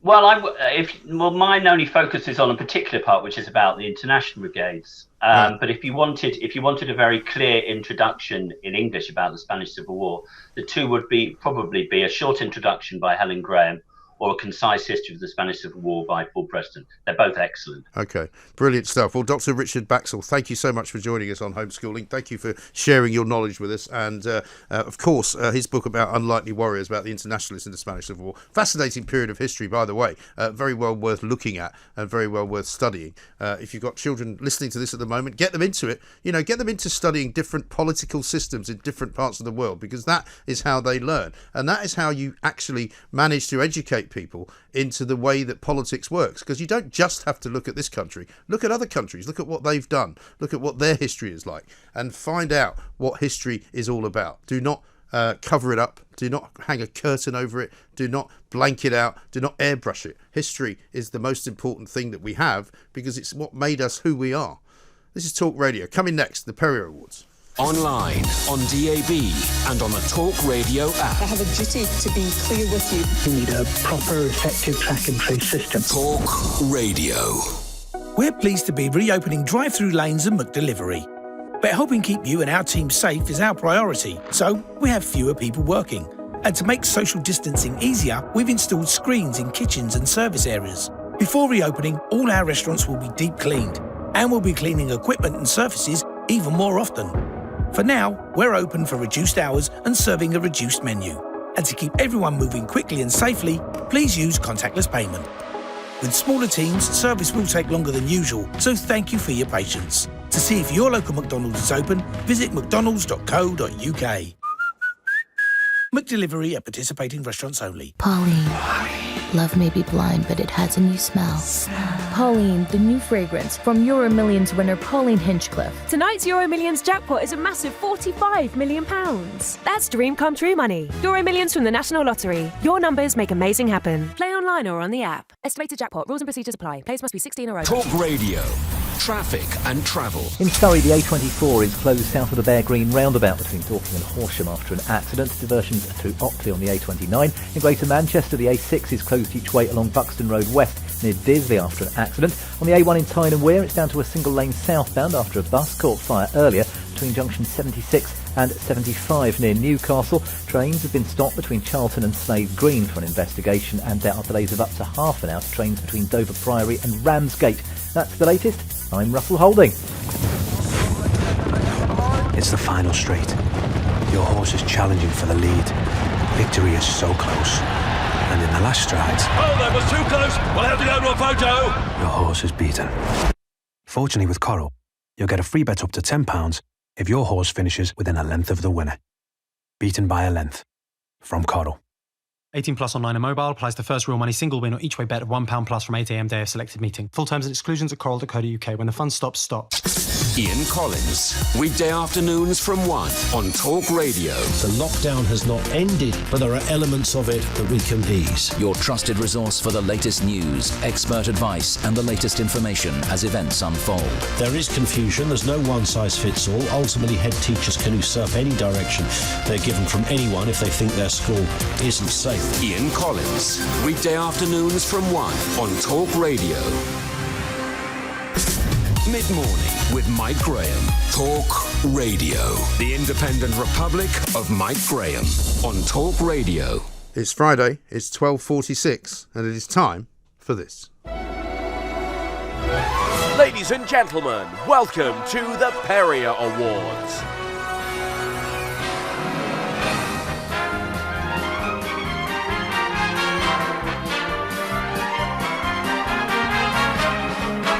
That music can mean only one thing. This has been one hell of a show. I have to say thank you to all of you for listening. Thank you to all of you for watching on YouTube. It has been an amazing period of 2 3/4 hours where we've had more people listening, I think, and watching than ever before. It's been quite extraordinary. Quite an extraordinary day. Nigel Farage, the Gary McFarlane from Black Lives Matter, loads of your calls in between. Now, I'm delighted to say it's time to welcome Marta Malagon, my producer and saviour in many ways, and producer of what great radio we put out here. She's now going to do the Perrior Awards. I'm not so sure that's what I'm going to do. Really? What are you going to do? Let you into a little secret. Okay. To listener. So I normally come in and I write a script. Yes. And I prepare this. Yes. And it's all very well thought of. Mm. Today, that's not been the case. So you're going without the script. So I literally no have safety net. I literally have a list of the clips. Well, that's all right. I mean, I'm sure you can talk around them. Well, I've got no choice, do I? I've got no choice, but it's been a great show. So well done, Mike. It really has. Thank you to everyone behind the glass I was as well. I was just going to say, can I just say, Amy, Izzy, Carl, Gareth as well. Yes. They've been absolutely fantastic. Right. So thank you so much. And do watch out on YouTube for all of the clips because there are already some of them out there as we speak. But we want you to pass them on. Tell people about this radio show because it is really something special. Absolutely. Just don't watch this bit because it's about to be a little bit chaotic. Well, but we'll anyway, see. We'll see. I have great confidence in you. Thank you very much. No Someone problem. has to. Good afternoon and welcome to the Perrior Awards. Thank you. This is where we look back over the past week of the so-called independent Republic of Mike Graham on Talk Radio, and basically I choose my favourite moment. Yes. The first Perrior is its tradition goes to you, Thank you. And it's something that I called the tongue twist of the week. Completely and utterly without care for anybody else at all, walking around ignoring social distancing rules. Well, as I often say, the number of words I utter on any given week, I'm not even sure how many words there are, but there's quite a lot. I think we should get someone to count them. I think there must be an algorithm for that, mustn't there? Surely they would have There's an something algorithm for everything, yeah, isn't it, there these must be some way of doing it without actually having to do it manually. Yes. Or maybe we can just get Gareth to do it. He's sitting outside not doing much anyway. Or somebody who's very good at adding up. Carol Vorderman. Yes. We could get her on. She could do it. Absolutely. Brilliant. But my feeling is there's probably enough in there to write a major book, I would say. Oh, definitely. So to get the odd one wrong, I think is, acceptable. No, listen, as I've said many times on this show, you're only human. Exactly. And also a source of a lot of amusement for Yes. us. So I can only thank you for that. No problem. The next one, you share it with studio manager Amy. Yes. You guys win a Perrior for the accident of the week. 0344 499 1000. You're listening to me, Mike Graham, right here on the fastest growing radio station on the planet. It is nothing but Talk Radio. That's great. Thank you very much indeed for ending so cleverly. Wasn't that great? I didn't even mean to do that. And that's why it's called the accident of the week. But it was a good accident because I literally ended right on the button. I know. I don't know how I do that. It's scary. I think, did you aim to do that? No. Maybe we should. You see, I never know when Amy's going to stop playing the music.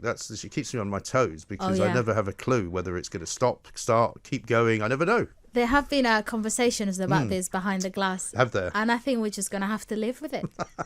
Bless Well, her. she has her own style. It's fine. Of course. It's fine. And it's a good thing. We sent. I'm going to say a quick hello to Mark as well. Yeah, our he's not regular well. Studio manager who's not well, but I think he's back on Monday. Get so well Mark, soon. Get well soon. We've missed you, and just come back on Monday because Yes. there've been a couple of incompetence Oh reports dear. issued today, I but see. I will not highlight them. No, please don't. I'm joking, of that course. That would be unfair. Let's move on to Dr. Matt Paris from International SOS. He Yes. wins the correction of the week. Close together, and I appreciate a pub is not a workplace, but it's where we often go after work. Well, it is for people who How work do you there, though, of make course, that? isn't it? Well, that's true. It is for those that work there. That's absolutely right. You're absolutely right. Well, it's Once true. more, Yeah, I'm you're afraid. absolutely Right right. again. Yeah. And, from corrections to clarifications, Yes. this is the clarification of the week. Right now, though, let's talk to our good friend, Mr. Maya Tuzi, who's, of course, Conservative YouTuber, a man that's been on Talk Radio many, many times. He's appeared very often on Plank of the Week, not as a plank, of course, but as a panellist on Plank of the Week. Yes, well, it's important to make that distinction. It's actually very important to make that distinction. Yes, because almost whenever I mention Plank of the Week, people Yeah. say, but not as a plank. Yes. They always want to correct me as if I'm making some kind of judgment on Well, them. no one wants to be on Plank of the Week, Well. except for some people who have approached me in the last few days asking to be on Plank I've heard of the that Week. there are some people who are willing to prostrate themselves in order to try and get on it. But I'm not having any of that. I don't know what that word means. Well, it means Prostrate. basically lying down, and surrendering. Oh, okay. That's kind of what See? that's the sense that I meant it in. I was going on about this last week about how I learn a new week, There you go. a new week, a new word every What was day. that word that we learned from Boris this week? Actually, I think it's in one of the clips coming up, but I'll just good. tergiversation. Something like that, yes. Well, because you told me it was the same as the Spanish word. Yes, so in Spanish it's tergiversación. I love it. Comes from tergiversar, which is one of my favorite I don't words think I in could ever Spanish. say that. Yes, you can. Say it again. Tergiversación. No. Tergiversación. Fion. Tergiversación. Tergiversación. Not quite. No. I definitely need to rework my lips on that. But That's very okay. good. Don't worry about it. That's okay. I'll send you a tutorial over the weekend. Yes. The next Perrior. Oh yeah, something happened earlier this week, which is very unusual. Which is Ian Collins, bless him, he was off.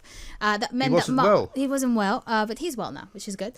Mark Dolan sat in for him, Yes. and the following thing happened. Mark Dolan is with me. This is an unusual moment, isn't it? Well, it is. It's lovely to be in the studio at a very safe distance, Mike. Yes. Well, you call it safe, but I can get you from here, Don't think that you're in any way safe. Well, exactly right. Never assume that. I'm not threat sure of how the he week. took that, to be honest. Well, listen, we took it as the threat of the week. It was. Well, sometimes you have to make threats. Well, listen, I'm not one to argue with that. Mark is back, of especially course, because I'm today, at the same isn't he? distance. Yes. Mark was. Mark is on at 4, is he not? Yes, In he's drive. on He's 4 doing till drive time. 7. Yes. Friday drive. Excellent. No Christmas trees will be appearing on his show today. Why? Hopefully.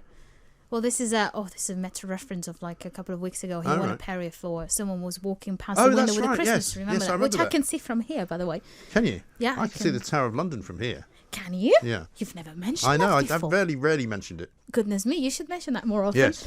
Now, for the moment that we're all waiting for the James Lavin Perrior Award for technical problems. Yes.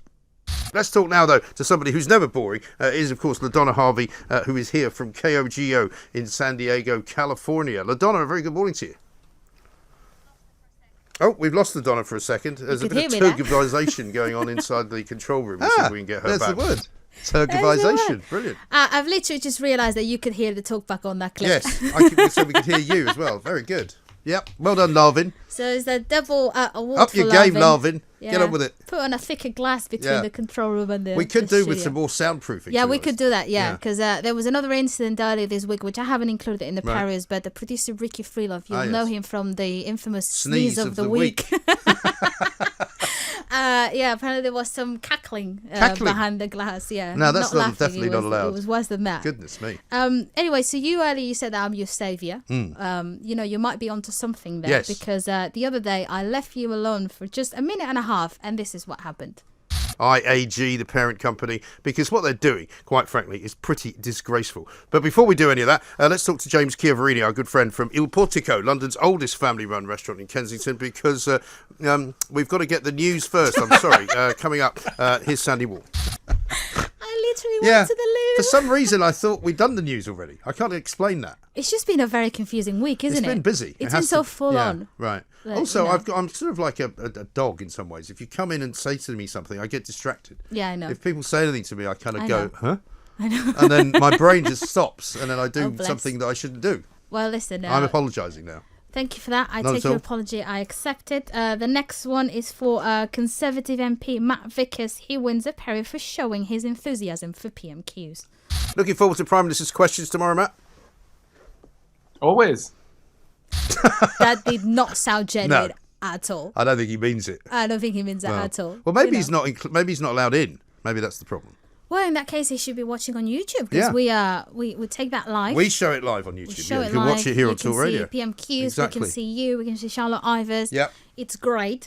Now, for the last two, we're going to go to Ian Collins' show in which former Brexit Party MEP Claire Fox wins the Cough of the Week. But there's been an argument going on in Bristol for many years, actually, about what to do about Colston. Sorry about that. The Colston cough. Is that? Goodness me. That isn't good. Oh dear, it's not good at all. Right. And finally, a fresh Perrior Award for this morning. Off to Julia Hartley breakfast. She wins the Wrong Namer of the Week. Right now, let's get Westminster Whispers with Charlotte Ivers, who's Talk Radio's political correspondent. Good morning to you, Gabriella. Good morning, Julia. Did I say Gabriella? I'm so surprised. I don't know why I said that. I've just had an email from one of my lovely colleagues, Gabriella. That's why. Well, I know why she said it, because Gabriella sent her an email. Correct. And Gabriella works on her show. Yeah. So she's obviously thinking about Gabriella. Yes, which is understandable. Easily done. It would have been very weird if she said my name, for example. Well, because I haven't worked on the show other for people may years. do that inadvertently. Well, listen, I don't know what to say about Your that. admirers, you know. Well, yeah, the two of them, my mum and my dad. I'm sure there are more than that. But that was great. That's it. So that's all for the Perrior Awards. There'll be more, maybe scripted or not, next week. The Perrior Awards on Talk Radio. Well, I tell you what, this has been one of the greatest weeks ever on the Independent Republic of Mike Graham. I'd like to thank Marta. I'd like to thank everybody behind the glass as well, all the digital guys, all the people on YouTube, the people that film us, the bosses here as well. I mean, it's been just an amazing week. We've run record numbers. I'd like to thank the listeners. I'd like to thank all of you people who are watching now on YouTube, because the numbers are going literally through the roof. I'm not joking when I say we are the fastest growing radio station on the planet, because we literally are that, because we've tripled our numbers in a month. And I'm seriously wondering if we might have actually quadrupled them by the end of this week, because it's been really quite remarkable. I'd like to thank all my guests as well. Nigel Farrar was on earlier this morning. I'd like to thank our guest from Black Lives Matters as well. It's really been an eye-opener for me. I hope it has been for you. We'll be back, of course, on Monday. Don't forget, look out for our podcast every single day. Go to YouTube and you'll see loads and loads of great videos, interviews that we've done, not just this week, but in the past as well. There's so much more to come from Talk Radio. It's very exciting. And I'm just a very happy man right now. And it's Friday as well. So I'm going to toodle off to see my children. We'll see you on Monday. Talk Radio. Eyelids like grainy sandpaper. Eyelashes like stinging nettles. Hay fever is here, but not to stay. Get fast relief that starts to work in just 2 minutes with Opticrom Hay Fever 2% eye drops. Just 1 or 2 drops, up to 4 times a day, help keep red, sore, watery, itchy eyes at bay. Opticrom is available from supermarkets and pharmacies. Contains sodium chromoglycate. Always read the label. Symptoms have been dramatized for effect. If you can build that flat-pack wardrobe without looking at the instructions, you've still got it. If you can manage 5 keepy uppies on your first go, you've without question still got it. If you can toss a pancake to the ceiling and not let it hit the floor, surely you've still got it. And if you can just about fit into those jeans you bought 5 years ago, you've definitely still got it. Brute. Still got it. Online, on DAB, and on the Talk Radio app. Very important as we move to the next stage that we don't see any increase in the infection rate. Talk Radio. Busy hour to kick us off. When is racism not racism? Well, according to some, what it